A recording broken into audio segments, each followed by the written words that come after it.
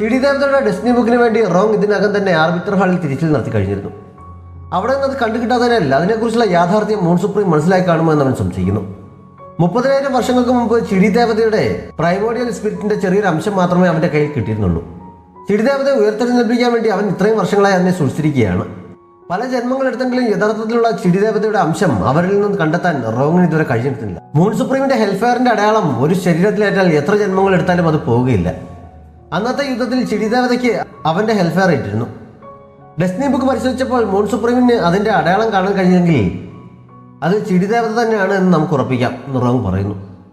ചിടി ദേവതയുടെ പ്രൈമോഡിയൽ സ്പിരിറ്റിന്റെ അംശം ഇപ്പോഴും ബാക്കിയുണ്ടെന്ന് മൂൺ സുപ്രീം പറഞ്ഞാൽ 1,00,000 സൈനികരെ മോചിപ്പിക്കാൻ വേണ്ടി അവൻ അതിനെ ഉപയോഗിക്കാൻ ശ്രമിക്കും. അങ്ങനെ സംഭവിച്ചാൽ പിന്നീട് ഒരിക്കലും ഉയർത്തി നിൽക്കാൻ കഴിയാത്തതും ചിടി ദേവതയുടെ സ്പിരിറ്റ് ചാരമായി മാറില്ലെന്ന് ദിയെ ചോദിച്ചപ്പോൾ അങ്ങനെ സംഭവിക്കാൻ ഞാൻ ഒരിക്കലും സമ്മതിക്കുകയില്ല എന്ന് റോങ് പറയുന്നു. ഡെസ്റ്റിനി ബുക്കിനെ കുറിച്ച് മൂൺ സുപ്രീമിന് അറിയാമോ എന്ന കാര്യം മൂൺ ട്രൈബിലുള്ള നമ്മുടെ ചാരന്മാർ വഴി കണ്ടെത്താൻ അവൻ ദിയയ്ക്ക് നിർദ്ദേശം നൽകുന്നു. ഓർക്കിഡ് സമയം അവിടെ ഉണ്ടായിരുന്ന കുറെ പൂക്കളിൽ നിന്ന് ഒരു മരുന്നുണ്ടാക്കി അത് ഉപയോഗിച്ച് മുറിക്ക് പുറത്ത് കാവലിൽ നിന്ന് കാവൽക്കാരെ ബോധം കെടുത്തിയ ശേഷം അവിടെ നിന്ന് പുറത്ത് കടക്കാൻ ഒരു ശ്രമം നടത്തുന്നു. പക്ഷെ ഒരു വാതിൽ തുറന്ന് പുറത്തെത്തിയപ്പോൾ അവളെ കാത്ത് ഷെങ്ഷൻ നിൽക്കുന്നുണ്ടായിരുന്നു.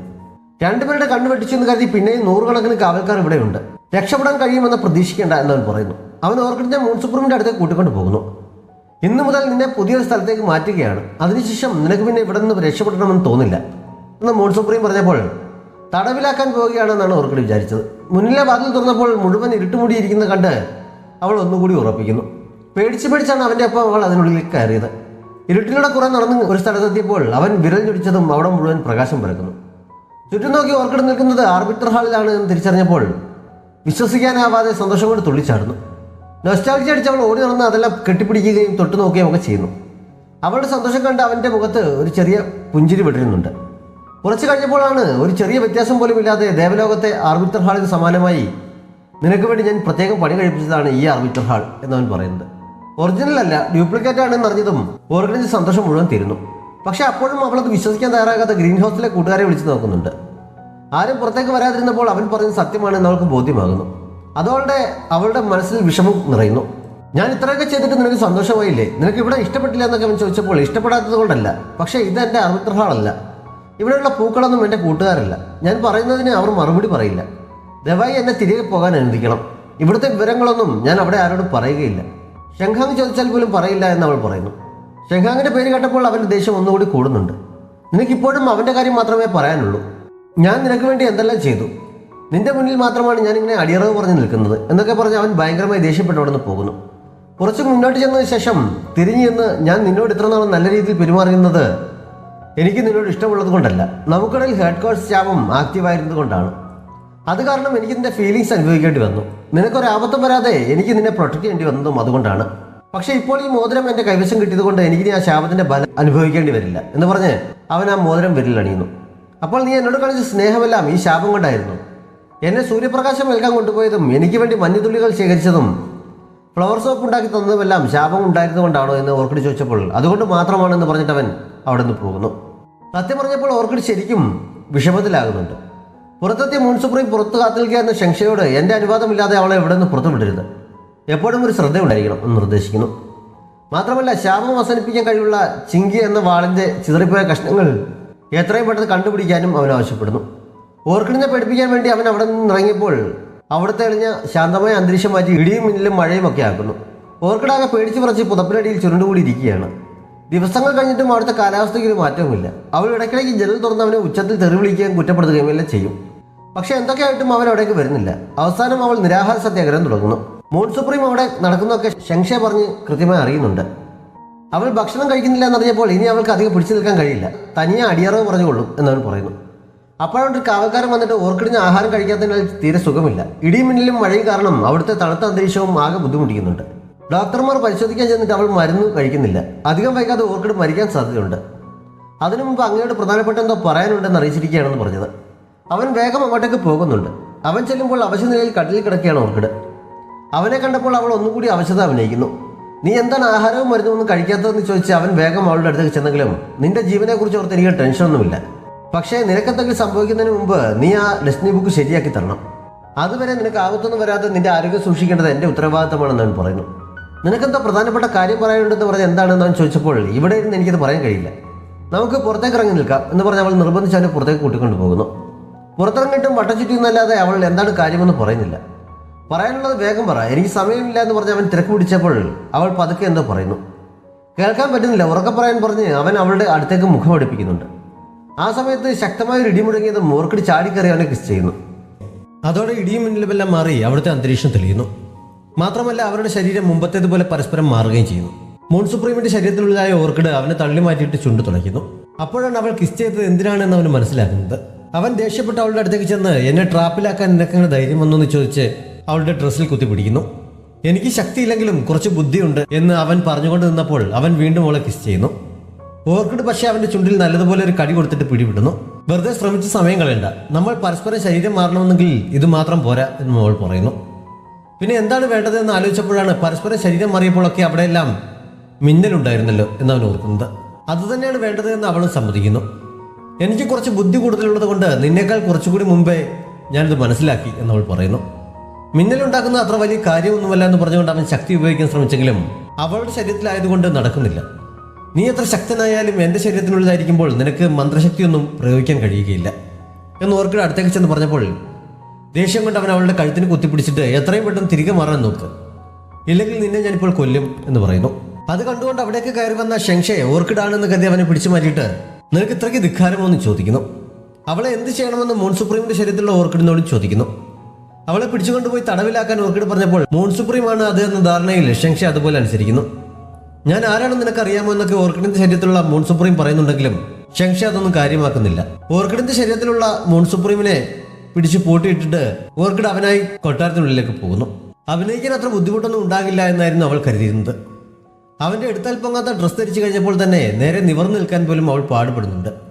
വഴിയിൽ നിൽക്കുന്ന കാവൽക്കാരൊക്കെ കാണുമ്പോൾ മുട്ടുകുത്തിയിരുന്ന് ബഹുമാനം കാണിക്കുന്നതും ഓർക്കിഡിന് പുതിയ അനുഭവമായിരുന്നു. ഒരു വിധത്തിൽ അഡ്ജസ്റ്റ് ചെയ്ത് മുന്നോട്ട് പോകുമ്പോഴാണ് ചടങ്ങിന് പോകാൻ സമയമായി എന്ന് ഷെങ്ഷെ പറയുന്നത്. എന്ത് ചടങ്ങാണെന്ന് ഒരു എത്തുംപിടിയും കിട്ടാതെ അവൾ വട്ടം ചുറ്റിയെങ്കിലും മനസ്സൊട്ട് ശാന്തമില്ലാത്തതിനാൽ ഞാൻ അതിനെക്കുറിച്ച് മറന്നുപോയി, എന്താണെന്ന് പറയാൻ അവൾ സൂത്രത്തിൽ ഷെങ്ഷയോട് ആവശ്യപ്പെടുന്നു. അവൻ മൂൺ ട്രൈബിൽ തിരികെ എത്തിയ ശേഷം ഒഫീഷ്യലായി അവിടുത്തെ അധികാരം ഏറ്റെടുക്കുന്നതിന്റെ ചടങ്ങിനെ കുറിച്ചായിരുന്നു പറഞ്ഞത്. അതിന് തയ്യാറായി മന്ത്രിമാരെല്ലാം സെൻട്രൽ ഹാളിൽ വെയിറ്റ് ചെയ്യുകയാണ് എന്ന് ഷെങ്ഷെ അറിയിക്കുന്നു. സെൻട്രൽ ഹാളിലേക്ക് പോകാനുള്ള വഴി അറിയാത്തത് കൊണ്ട് ഷെങ്ഷെ ആദ്യം പോയിക്കോളാൻ പറഞ്ഞ് അവൾ അവനെ പറഞ്ഞയച്ചിട്ട് പുറകെ പോകുന്നു. സെൻട്രൽ ഹാളിൽ നിലനിൽക്കുന്ന മന്ത്രിമാർക്കും മറ്റംഗങ്ങൾക്കിടയിലൂടെ പേടിച്ചാണ് അവൾ മുന്നോട്ട് പോയത്. സിംഹാസനത്തെ അടുത്തേക്ക് പോകാനായി സ്റ്റെപ്പ് കയറേണ്ടി വന്നപ്പോൾ പെൺകുട്ടികൾ പാവാട പൊക്കി പിടിക്കുന്നത് പോലെ അവൾ ഡ്രസ് പൊക്കി പിടിക്കുന്നുണ്ട്. ഷെങ്ഷെ അവന്റെ പെരുമാറ്റത്തിലെ ഈ വ്യത്യാസമെല്ലാം ശ്രദ്ധിക്കുന്നുണ്ട്. എങ്കിലും കാര്യം എന്താണെന്ന് അവനും മനസ്സിലാകുന്നില്ല. മൂൺ സുപ്രീം മുകളിലെത്തി കഴിഞ്ഞപ്പോൾ എല്ലാവരും ബഹുമാനം അറിയിച്ചുകൊണ്ട് മുട്ടുകുത്തിരിക്കുന്നു. ഓർക്കിഡ് ആ തക്കം നോക്കി പാവാട പിടിച്ച് നേരിട്ട ശേഷം തിരിച്ച് അവരെയും വണങ്ങാൻ തുടങ്ങുന്നു. സിംഫങ് ശ്രദ്ധിക്കുന്ന കണ്ടപ്പോഴാണ് അവൾക്ക് അബദ്ധം മനസ്സിലായത്. പെട്ടെന്ന് അവൾ നേരെ നിന്നിട്ട് എല്ലാവരോടും എഴുന്നേൽക്കാൻ പറയുന്നു.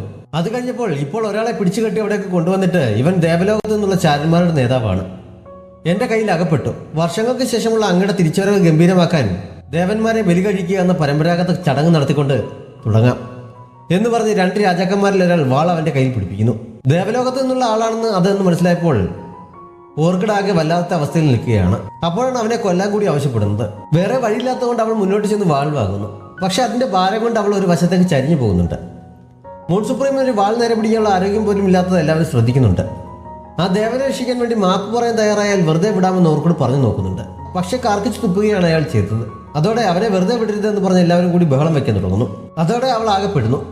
ഇനി എന്ത് ചെയ്യണമെന്നറിയാതെ കൺഫ്യൂഷൻ ആയെങ്കിലും നിന്റെ ആഗ്രഹം ഞാൻ സാധിച്ചു തരാമെന്ന് പറഞ്ഞ് കഷ്ടപ്പെട്ട ഒരു വിധത്തിൽ ആ വാൾ അവനെ കൊല്ലാനെന്നോണം പൊക്കിയെടുക്കുന്നു. പക്ഷെ മാക്സിമം ശക്തി ഉപയോഗിച്ച് അവളത് വലിച്ചു ദൂരെ എറിയുകയാണ് ചെയ്തത്. അയാളെ അവിടെ നിന്ന് പിടിച്ചുകൊണ്ടു പോകാനും അവൾ ആജ്ഞാപിക്കുന്നു. പക്ഷെ നിങ്ങളുടെ ദയ സ്വീകരിക്കുന്നതിനേക്കാൾ ഞാൻ മരിക്കുന്നതാണ് നല്ലത് എന്ന് അയാൾ പറഞ്ഞപ്പോൾ അവൾ വീണ്ടും പെടുന്നു. ഒരു പൊട്ടച്ചിരി ചിരിച്ചുകൊണ്ട് അവൾ തിരിഞ്ഞെന്ന് എന്ത് വേണമെന്ന് ആലോചിക്കുന്നുണ്ട്. പെട്ടെന്നൊരു ഐഡിയ തോന്നുന്നതിനാൽ തിരിഞ്ഞെന്ന് ദേവന്മാർ ഞങ്ങളുടെ ശത്രുക്കളാണെങ്കിലും ആയുധമില്ലാതെ തിരിച്ച് യുദ്ധം ചെയ്യാൻ കഴിവില്ലാത്ത നിസ്സഹായനായി നിൽക്കുന്ന ഒരാളെ കൊല്ലേണ്ട ആവശ്യം എനിക്കില്ല. എനിക്ക് നിന്നെ കൊല്ലണമെന്നുണ്ടെങ്കിൽ ഞാൻ യുദ്ധഭൂമിയിൽ വെച്ച് അത് ചെയ്തു കൊള്ളാം. മൂൺ സുപ്രീമായ എൻ്റെ പേരിന് കളങ്കം വരുന്ന രീതിയിൽ നിസ്സഹായനായ ഒരാളെ ഞാൻ കൊല്ലുകയില്ല. എത്രയും പെട്ടെന്ന് അയാളെ തിരിച്ച് ദേവലോകത്തേക്ക് അയക്കാൻ അവൾ ഉത്തരവിടുന്നു. അത്രയും നല്ലൊരു വിശദീകരണം നൽകിയത് കൊണ്ട് പിന്നെ ആരും എതിർക്കാൻ നിൽക്കുന്നില്ല. അയാളെ പറഞ്ഞു വിട്ട് കഴിഞ്ഞപ്പോഴാണ് അവൾക്ക് ശ്വാസം നേരെ വീണത്. സിൻഫങ് മാത്രം മുന്നിൽ നടന്നത് ഒന്നും വിശ്വസിക്കാൻ തയ്യാറാകാത്ത മട്ടിൽ അവന് നോക്കുന്നുണ്ട്. എന്തായാലും അവിടെ നിന്ന് മടങ്ങുമ്പോൾ മൂൺ സുപ്രീം ആവുന്നത് അത്ര എളുപ്പമല്ല എന്ന് ഓർക്കിഡിന് ബോധ്യപ്പെട്ടിരുന്നു. ഇനിയും എന്തൊക്കെയോ പ്രധാന കാര്യങ്ങൾ ചെയ്തു തീർക്കാനുണ്ടെന്ന് ഷെങ്ഷെ അറിയിച്ചപ്പോൾ ഇന്നിനി എനിക്കൊന്നും വയ്യ, ഞാൻ വിശ്രമിക്കാൻ പോവുകയാണെന്ന് പറഞ്ഞ് അവൾ ബെഡ്റൂമിലേക്ക് പോകുന്നു. അവൻ ഒരിക്കലും അങ്ങനെ പറയാറില്ലെന്ന് ഷെങ്ഷെ സംശയിക്കുന്നുണ്ട്. തടവറയിൽ കിടക്കുകയായിരുന്ന ഓർക്കിഡിന്റെ ശരീരത്തിലെ മൂൺ സുപ്രീം ഈ സമയം കാവൽക്കാരോട് എനിക്ക് മൂൺ സുപ്രീമിനെ ഒന്ന് കാണണമെന്ന് ആവശ്യപ്പെടുന്നു. പക്ഷെ അവർ അവളെ പരിഹസിക്കുകയാണ് ചെയ്തത്. ദേഷ്യം വന്ന അവൻ അവരിൽ ഒരാളെ അടുത്തേക്ക് വിളിച്ചിട്ട് അഴികൾക്കിടയിലൂടെ അയാളുടെ കൈ പിടിച്ച് വേദനിപ്പിക്കുന്നു. അവളെ ഒരു പാഠം പഠിപ്പിക്കാനായി അയാൾ തടവറ തുറക്കുന്നുണ്ട്. ഓർക്കിഡ് ഈ സമയം മൂൺ സുപ്രീമിന്റെ ബെഡ്റൂമിലേക്കുള്ള യാത്രയിലായിരുന്നു.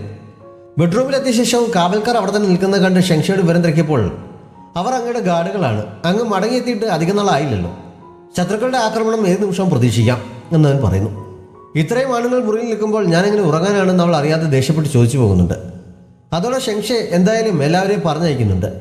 എല്ലാവരും പോയി കഴിഞ്ഞപ്പോൾ അവൾ ആശ്വാസത്തോടെ കോട്ടൊക്കെ ഊരിക്കളഞ്ഞ് ബെഡിലേക്ക് കിടക്കുന്നു. ഇനി ഞാനെങ്ങനെ ദേവലോകത്തേക്ക് തിരിച്ചു പോകും? തിരിച്ചു വന്നാൽ തന്നെ അവിടെ ആരെങ്കിലും എന്നെ വിശ്വസിക്കുമെന്നൊക്കെ ചിന്തിച്ച് വിഷമിച്ച് കിടക്കുമ്പോഴാണ് അവിടുത്തെ കുറച്ച് സ്ത്രീകൾ അവരുടെ ചുറ്റും കൂടിയത്. മൂൺ സുപ്രീം ആണെന്ന് കരുതി അവർ അവനോട് അടുത്തിടപഴകാൻ തുടങ്ങുന്നു. തിരിയാനും പിരിയാനൊന്നും പറ്റാത്ത വിധത്തിൽ ഓർക്കിഡ് ശരിക്കും പെട്ടത് ഇപ്പോഴാണ്. തടവറയുടെ വാതിൽ തുറന്ന് അകത്ത് കയറിയ കാവൽക്കാരെ ഓർക്കിഡിന്റെ സുരക്ഷയ്ക്കായി അവളുടെ കയ്യിൽ ധരിപ്പിച്ചിരുന്ന ബോൺ ഓർക്കിഡിന്റെ സഹായത്തോടെ അവരെ ആക്രമിച്ചിട്ട് അവൻ പുറത്ത് കിടക്കുന്നു. മൂൺ ഡ്രൈവിലെ സ്ത്രീകളുടെ സ്നേഹപ്രകടനം കണ്ട് ശ്വാസം മുട്ടിയിരിക്കുകയായിരുന്ന ഓർക്കിഡ് അവസാനം ചാടി എഴുന്നേറ്റ് എല്ലാത്തിനെയും അവിടെ നിന്ന് ഓടിച്ചു വിടുന്നു. നമ്മളെ എന്തായിരിക്കും ഇറക്കി വിട്ടതെന്ന് അവർ പരസ്പരം സംശയം ചോദിച്ചുകൊണ്ട് വരുന്നത് ഷെങ്ഷെ കേൾക്കുന്നു. അവരെ കണ്ടപ്പോൾ പണ്ട് മുതലേ മൂൺ സുപ്രീമിനെ അറിയാവുന്ന ആളെന്ന നിലയ്ക്ക് എന്തായിരിക്കും ഞങ്ങളെ ഇറക്കി വിട്ടത് എന്നവർ അവനോട് ചോദിക്കുന്നു. അദ്ദേഹം ഒരിക്കലും സ്ത്രീകളോട് അടുപ്പം കാണിച്ചിട്ടില്ല. നിങ്ങളെ അങ്ങോട്ടേക്ക് വിളിക്കാതെ ഇനി ഒരിക്കലും അവിടെ ചെന്ന് കയറരുത് എന്നവർക്ക് അവൻ നിർദ്ദേശം നൽകുന്നു. ആ സമയത്താണ് ഒരു കാവൽക്കാരി വന്ന് ഷെങ്ഷെ മൂൺ സുപ്രീം മുറിയിലേക്ക് വിളിപ്പിക്കുന്നു എന്നറിയിച്ചത്. ആ സമയത്ത് വിളിക്കുന്നത് കണ്ട് മൂൺ സുപ്രീം ഇനി ഗേ ആയിരിക്കുമെന്ന സംശയം പോലും ആ സ്ത്രീകൾക്ക് ഉണ്ടാകുന്നുണ്ട്. അവർ തമ്മിൽ അതിനെക്കുറിച്ച് പറഞ്ഞുകൊണ്ട് നിൽക്കുമ്പോഴാണ് തടവറയിൽ നിന്ന് രക്ഷപ്പെട്ട ശരിക്കുമുള്ള മൂൺ സുപ്രീം അവിടെ എത്തിയത്. ഇനി ഇതുപോലെ എന്തെങ്കിലും സംസാരിക്കുന്നത് കേട്ടാൽ നിന്റെയൊക്കെ നാവ് ഞാൻ പിടിച്ചെടുക്കുമെന്ന് അവൻ പറയുന്നുണ്ട്. മുറിയുടെ വാതിൽക്കലെത്തി സംശയിക്കുന്ന ഷെങ്ഷയെ ഓർക്കിഡ് പിടിച്ചെഴുന്നേൽപ്പിച്ച് കൂടെ ബെഡിൽ കൊണ്ടിരുത്തുന്നു. ഷെങ്ഷയും അവന്റെ പെരുമാറ്റം കണ്ടാകെ കൺഫ്യൂഷനിലാണ്. ഓർക്കിഡ് സൂത്രത്തിൽ മൂൺ സുപ്രീമിന്റെ സ്വഭാവത്തിലെ പ്രത്യേകതകൾ എന്തൊക്കെയാണെന്ന് ചോദിച്ചറിയാനുള്ള ശ്രമത്തിലായിരുന്നു. അതൊക്കെ എന്തിനാണ് എന്നോട് ചോദിക്കുന്നതെന്ന് ഷെങ്ഷ ചോദിച്ചപ്പോൾ മുമ്പ് നടന്ന യുദ്ധത്തിൽ എനിക്ക് കുറെ മുറിവേറ്റിരുന്നു. അത് കാരണം ഓർമ്മകൾക്ക് ചെറിയ പ്രശ്നം പറ്റിയിട്ടുണ്ട്. കൃത്യമായി എല്ലാം ഓർക്കാൻ കഴിയുന്നില്ല എന്ന് അവൾ തട്ടിവിടുന്നു. അതുകൊണ്ടാണോ പഴയതുപോലെ അങ്ങയുടെ മാന്ത്രിക ശക്തിയും ഉപയോഗിക്കാൻ സാധിക്കാത്തത്? ഈ വിവരം മറ്റാർക്കെങ്കിലും അറിയാമോ?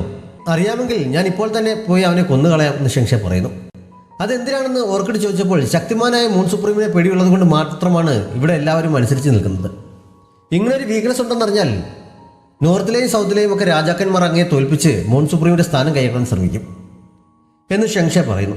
നിനക്ക് നല്ല ശക്തി ഉണ്ടല്ലോ, നിനക്കെന്നെ പ്രൊട്ടക്ട് ചെയ്യാൻ പറ്റില്ല എന്ന് ഓർക്കിഡ് ചോദിച്ചപ്പോൾ ഞാൻ തനിച്ചാണെങ്കിൽ എനിക്ക് കഴിയില്ല എന്നവൻ പറയുന്നു.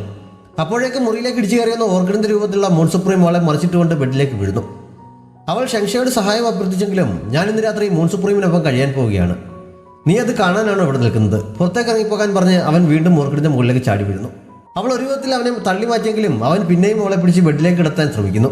അത് കണ്ടു നിൽക്കാൻ കഴിയാതെ ഞാൻ പോവുകയാണെന്ന് പറഞ്ഞ് ഷെങ്ഷെ പുറത്തേക്ക് പോകുന്നുണ്ട്. ഓർക്കിഡും മൂൺ സുപ്രീമും കൂടി ഈ സമയത്ത് കട്ടിലിൽ കിടന്ന് കട്ടയ്ക്ക് പിടിവലി നടത്തുകയാണ്. അവൻ അവളെ ബലമായി കിസ് ചെയ്യാനുള്ള ശ്രമത്തിലാണ്. ഒരു വിധത്തിൽ അവളെ പിടിച്ചു നിർത്തിയിട്ട് നമ്മളിത് മുമ്പ് ചെയ്തു നോക്കിയതല്ലേ, പ്രയോജനം വല്ലതും ഉണ്ടായോ? അതുകൊണ്ട് മാത്രം കാര്യമില്ല, മിന്നൽ ആവശ്യമാണെന്ന് ഞാൻ പറഞ്ഞതല്ലേ എന്ന് ഓർക്കിഡ് ചോദിക്കുന്നു. അതോടെ അവൻ ശാന്തനായി മാറിക്കിടക്കുന്നു. രാത്രി സമയത്ത് ഷെങ്ഷയെ മുറിയിലേക്ക് വിളിച്ചതിന് അവനും അവരെ സൂചിപ്പിക്കാനായി കുറെ പെണ്ണുങ്ങൾ അവിടെ എത്തിയതിന് അവളും പരസ്പരം കുറ്റപ്പെടുന്നുണ്ട്. എൻ്റെ ജീവിതത്തിൽ ഇന്നുവരെ ഒരു പെണ്ണും ഉണ്ടായിട്ടില്ല എന്ന് അവൻ പറഞ്ഞിട്ടും അവൾ വിശ്വസിക്കാൻ തയ്യാറാകുന്നില്ല. എൻ്റെ നിരപരാധിത്വം നിന്നെ ബോധിപ്പിക്കേണ്ട ആവശ്യമില്ല എന്ന് അവൻ പറഞ്ഞപ്പോൾ നിനക്ക് എന്നോട് ഫീലിങ്സ് ഒന്നുമില്ല എന്ന് പറഞ്ഞ സ്ഥിതിക്ക് നിന്റെ അഫയറിനെ കുറിച്ച് ഓർത്ത് ഞാൻ വിഷമിക്കേണ്ട കാര്യമില്ലല്ലോ എന്ന് അവളും പറയുന്നു. ഇങ്ങനെയുള്ള കാര്യങ്ങളൊന്നും സംസാരിക്കാൻ പറ്റിയ സാഹചര്യം ഇതല്ല. നമ്മൾ പരസ്പരം ബോഡി മാറിയ കാര്യം ഇവിടെ മറ്റാരെങ്കിലും അറിഞ്ഞാൽ ആ നിമിഷം ഞാനും നീയും കൊല്ലപ്പെടും എന്ന് അവൻ പറഞ്ഞപ്പോൾ നീ വെറുതെ എന്നെ പേടിപ്പിക്കാൻ പറയുന്നതല്ലേ എന്ന് അവൾ ചോദിക്കുന്നു. അവൻ്റെ മുഖത്തെ ഭാവം കണ്ടപ്പോൾ അങ്ങനെയല്ല എന്ന് അവൾക്ക് മനസ്സിലാകുന്നുണ്ട്. ഇനിയിപ്പോൾ എന്ത് ചെയ്യും? മിന്നലുണ്ടെങ്കിലല്ലേ നമുക്ക് പരസ്പരം മാറാൻ കഴിയുള്ളൂ എന്ന് അവൾ ചോദിച്ചപ്പോൾ നിനക്ക് സ്വന്തമായി ശക്തിയില്ലെങ്കിലും നീ ഇപ്പോൾ എൻ്റെ ശരീരത്തിലാണ്, കുറച്ചെങ്കിലും ശക്തി നിനക്ക് ഉപയോഗിക്കാൻ സാധിച്ചേക്കുമെന്ന് അവൻ പറയുന്നു. ഞാനൊന്ന് ശ്രമിച്ചു നോക്കാമെന്ന് പറഞ്ഞ് ഓർക്കിഡ് കട്ടിൽ കയറി നിന്നുകൊണ്ട് ശക്തി ഉപയോഗിച്ച് മിന്നലിനെ വരുത്താൻ ശ്രമിച്ചു നോക്കിയെങ്കിലും പരാജയപ്പെടുന്നു. മറ്റെന്തെങ്കിലും വഴി കണ്ടെത്തിയേ പറ്റൂ എന്നവൾ പറഞ്ഞപ്പോൾ ഇങ്ങോട്ടേക്ക് വരുന്ന വഴിക്ക് ഞാൻ ആകാശം നിരീക്ഷിച്ചിരുന്നു. 3 ദിവസത്തിനുള്ളിൽ മിന്നലുണ്ടാകാൻ സാധ്യതയുണ്ട്. അതുവരെ നമുക്കിടയിൽ സംഭവിച്ചത് മറ്റാരും അറിയാൻ പാടില്ല. നിന്റെ ഓരോ വാക്കും പ്രവൃത്തിയും വളരെ സൂക്ഷിച്ചു വേണം. ഞാൻ പറയുന്നത് പോലെ മാത്രം ചെയ്യുക. ആർക്കെങ്കിലും എന്തെങ്കിലും സംശയം തോന്നിയാൽ ആ നിമിഷം നമ്മുടെ രണ്ടുപേരുടെയും കഥയും എന്നവൻ അവളുടെ കഴുത്തിന് കുത്തിപ്പിടിച്ചുകൊണ്ട് ഒരു വാണിംഗ് പോലെ പറയുന്നു. അവൻ പറയുന്നത് പോലെ ചെയ്യാമെന്നവൾ സമ്മതിക്കുന്നുണ്ട്. ബെഡ്റൂമിൽ ഓർക്കിഡിനെ സേവിക്കാനെത്തിയ സ്ത്രീകളിൽ ഒരാൾ റോങ്ങിന്റെ സ്പൈ ആയിരുന്നു. ഓർക്കിഡിന്റെ ഡ്രസ്സിനുള്ളിൽ ഡെസ്റ്റിനി ബുക്ക് അന്നവൾ കണ്ടിരുന്നു. ആ വിവരം അവൾ റോങ്ങിനെ അറിയിക്കുന്നു. ഡെസ്റ്റിനി ബുക്കിനെ കുറിച്ച് മൂൺ സുപ്രീമിന് അറിവുണ്ട് എന്നും അവനത് സൂക്ഷിക്കണമെങ്കിൽ അത് ചിടിദേവതയുടെ തന്നെയാണ് എന്ന് മനസ്സിലാക്കി കഴിഞ്ഞിരിക്കണം എന്നും റോങ് ദിയയോട് പറയുന്നു. അത് ചിടിദേവതയുടെ ഡെസ്റ്റിനി ബുക്കാണ് എന്ന് മനസ്സിലായെങ്കിൽ പിന്നെ എന്തുകൊണ്ടാണ് അവൻ അവരുടെ പ്രൈമോഡിയൽ സ്പിരിറ്റിനെ കണ്ടെത്തി സൈനികരെ മോചിപ്പിക്കാൻ ശ്രമിക്കാത്തത് എന്ന സംശയം ദിയയ്ക്ക് ഉണ്ടാകുന്നു. അതിന് തക്കതായ എന്തെങ്കിലും തടസ്സം അവനുണ്ടായി കാണണം. എന്തായാലും ബുക്ക് തിരികെ കിട്ടണമെങ്കിൽ അവനെ കൊല്ലുകയല്ലാതെ മറ്റു വഴിയൊന്നുമില്ല. നേരിട്ട് സാധിക്കാത്തത് കൊണ്ട് റോങ് അതിനായി സിംഫങ്ങിനെ രഹസ്യമായി പോയി കാണുന്നു. മൂൺ സുപ്രീം ഈ സമയം മറ്റുള്ളവരുടെ മുന്നിൽ പെരുമാറേണ്ടത് എങ്ങനെയാണെന്ന് ഓർക്കിഡിനെ പഠിപ്പിച്ചു കൊടുക്കുകയായിരുന്നു. നടപ്പിലും നോട്ടത്തിലും ഭാവത്തിലുമെല്ലാം അവനെ പോലെ ഗാംഭീര്യം വരുത്തണമെന്നും മുഖത്തെപ്പോഴും ഗൗരവമായിരിക്കണമെന്നും ഒക്കെ അവൾക്ക് പറഞ്ഞു കൊടുക്കുന്നു. മറ്റെന്തെങ്കിലും പ്രശ്നത്തിന് സൊല്യൂഷൻ കണ്ടെത്താൻ കഴിയാതെ വരുമ്പോൾ കണ്ണുകളിൽ മരവിപ്പ് നിറഞ്ഞ ഒരു ഭാവത്തോടെ അവനെ നോക്കി നിന്നാൽ മതി എന്നവൻ പറഞ്ഞപ്പോൾ ഇങ്ങനെ മതിയോ എന്ന് ചോദിച്ച് ഓർക്കിഡ് ട്രൈ ചെയ്ത് നോക്കുന്നുണ്ട്. പക്ഷെ അവന്റെ മുഖത്തേക്ക് നോക്കാൻ അവൾ പെട്ടെന്ന് ചിരി വിട്ടുന്നു. എന്റെ മുഖം ഇത്ര പേടിപ്പിക്കുന്ന രീതിയിൽ ഞാൻ ആദ്യമായിട്ടാണ് കാണുന്നത് എന്നവൾ ചിരിക്കുന്നതിനിടയിൽ പറയുന്നു. എത്ര ശ്രമിച്ചാലും എനിക്ക് നിന്നെപ്പോലെ ആകാൻ പറ്റുമെന്ന് തോന്നില്ല എന്ന് പറഞ്ഞ് അവൾ കട്ടിലേക്ക് കിടക്കുന്നു. എങ്കിൽ നീ ഒരു കാര്യം മാത്രം ശ്രദ്ധിച്ചാൽ മതി. നീ ആരെയും പേടിക്കാൻ പാടില്ല, ആരെയും വിശ്വസിക്കാനും പാടില്ല എന്നവൻ താഴേക്ക് ഇരുന്നുകൊണ്ട് പറയുന്നു. ഷെങ്ഷയുടെ കാര്യമോ? അവനെയും നിനക്ക് വിശ്വാസമില്ല എന്ന് ഓർക്കിഡ് ചോദിച്ചപ്പോൾ എനിക്ക് എന്നെ അല്ലാതെ വേറെ ആരെയും വിശ്വാസമില്ല എന്ന് അവൻ പറയുന്നു. എനിക്ക് അങ്ങനെയല്ല തോന്നുന്നത്. നിന്റെ സ്ഥാനത്ത് ഞാനായിരുന്നെങ്കിൽ ബോഡി ചേഞ്ച് ആയ കാര്യം ഷെങ്ഷയോട് പറഞ്ഞേനെ. അപ്പോൾ അവനും കൂടി എന്തെങ്കിലും പരിഹാരം കാണാൻ സഹായിക്കാൻ പറ്റുമല്ലോ എന്ന് അവൾ പറയുന്നു. ഇവിടെ ഏറ്റവും ശക്തൻ ആരാണോ അവർക്ക് മാത്രമേ രക്ഷയുള്ളൂ. ഷെങ്ഷയായാലും സുങ്ഫങ് ആയാലും ഇങ്ങനെ ഒരു കാര്യം പറഞ്ഞാൽ അവർ അധികാരം പിടിച്ചെടുക്കാൻ ശ്രമിക്കും എന്ന് അവൻ ഷെങ്ഷയെ വിശ്വാസമില്ലാത്ത പോലെ പറഞ്ഞപ്പോൾ അവൻ അങ്ങനെ ചെയ്യുമെന്ന് എനിക്ക് തോന്നുന്നില്ല. അവൻ നിന്നോട് ശരിക്കും ആത്മാർത്ഥതയുള്ള കൂട്ടത്തിലാണ് എന്നാണ് എനിക്ക് തോന്നുന്നത്. നിനക്ക് ഫീലിങ്സ് ഇല്ലാത്തത് കൊണ്ടാണ് മനസ്സിലാകാത്തത് എന്ന് അവൾ പറയുന്നു. യുദ്ധത്തിൽ ജയിക്കുന്നയാൾ തോൽക്കുന്ന ആളെ കൊല്ലണം എന്ന് ഇവിടെ നിയമം വല്ലതുമുണ്ടോ എന്നവൾ ചോദിച്ചപ്പോൾ അങ്ങനെ നിയമമൊന്നുമില്ല. നീ എന്താണ് ഇങ്ങനെ ചോദിക്കാൻ കാരണം എന്നവൻ ചോദിക്കുന്നു. കാരണം പറഞ്ഞു കഴിയുമ്പോൾ പിന്നെ നീ എന്നെ വഴക്ക് പറയരുത് എന്ന് എക്സ്ക്യൂസ് ഒക്കെ പറഞ്ഞിട്ടാണ് അത് ചോദിച്ചത്. അങ്ങനെ ഒരു നിയമമില്ലായിരുന്നെങ്കിൽ പിന്നെ അവൻ എന്തിനാണെന്ന് അവന്റെ അച്ഛനെ കൊന്നത് എന്നായിരുന്നു അവൾക്ക് അറിയേണ്ടിയിരുന്നത്. കേട്ടിരുന്നതല്ലാതെ അവൻ മറുപടി ഒന്നും പറയുന്നില്ല. റോങ് ഈ സമയം സുങ്ഫങ്ങുമായുള്ള ചർച്ചയിലായിരുന്നു. മൂൺ സുപ്രീമിന്റെ അഭാവത്തിൽ അധികാരം നിലനിർത്താൻ സുങ്ഫങ്ങിനെ സഹായിച്ചത് അവനായിരുന്നു. അതുപോലെ തന്നെ ഹൈഷി സിറ്റി രൂപീകരിക്കാൻ റോങ്ങിനെ സഹായിച്ചത് സുങ്ഫങ് ആയിരുന്നു. ഇപ്പോൾ മൂൺ സുപ്രീമിനെ കൊല്ലാൻ വേണ്ടി അവന്റെ മനസ്സിലുള്ള പക ആൾ കത്തിക്കുകയാണ് അവന്റെ ലക്ഷ്യം. അവനെ കൊല്ലുക എന്നത് അത്ര എളുപ്പമുള്ള കാര്യമല്ലെങ്കിലും ശരിയായ അവസരത്തിന് വേണ്ടി കാത്തിരിക്കാം. ആ സമയത്ത് അതിനുവേണ്ട എല്ലാ സഹായവും ഞാൻ ചെയ്തു തരുന്നതാണ് എന്ന് പറഞ്ഞിട്ട് റോങ് അവിടെ നിന്ന് പോകുന്നു. വർഷങ്ങൾ ഒരുപാട് കഴിഞ്ഞിട്ട് സുങ്ഫങ്ങിന്റെ മനസ്സിൽ ചേട്ടൻ അച്ഛനെ കൊല്ലുന്ന രംഗം ഇപ്പോഴും വ്യക്തമായി തെളിഞ്ഞിരിപ്പുണ്ട്. അവനൊന്നത് നേരിട്ട് കണ്ടതാണ്. അലറിക്കരിഞ്ഞ് അവനെ ഏതോ ജോലിക്കാരിയാണ് അവിടെ നിന്ന് കൊണ്ടുപോയത്. അച്ഛനെ ഞാൻ കൊന്നത് തന്നെയാണ്, അതിലെന്താണ് തെറ്റ്? അങ്ങനെയല്ലാതെ എനിക്കിവിടെ എന്റെ അധികാരം ഉറപ്പിക്കാൻ കഴിയുമായിരുന്നില്ല എന്ന് മൂൺ സുപ്രീം പറഞ്ഞപ്പോൾ എല്ലാവരും പറഞ്ഞു കേട്ടെങ്കിലും സത്യമായിരിക്കുമെന്ന് ഞാൻ ഒരിക്കലും കരുതിയിരുന്നില്ല. സ്വന്തം അച്ഛനെ കൊന്നിട്ട് നിനക്ക് അതിനെക്കുറിച്ച് പറയുമ്പോൾ ഒട്ടും വേദനയും കുറ്റബോധവും ഉള്ളതായി തോന്നില്ലല്ലോ എന്ന് ഓർക്കിഡ് ചോദിക്കുന്നു. കുറ്റബോധവും വേദനയും തോന്നേണ്ട ആവശ്യം എന്താണെന്ന് അവൻ വീണ്ടും ചോദിക്കുന്നു.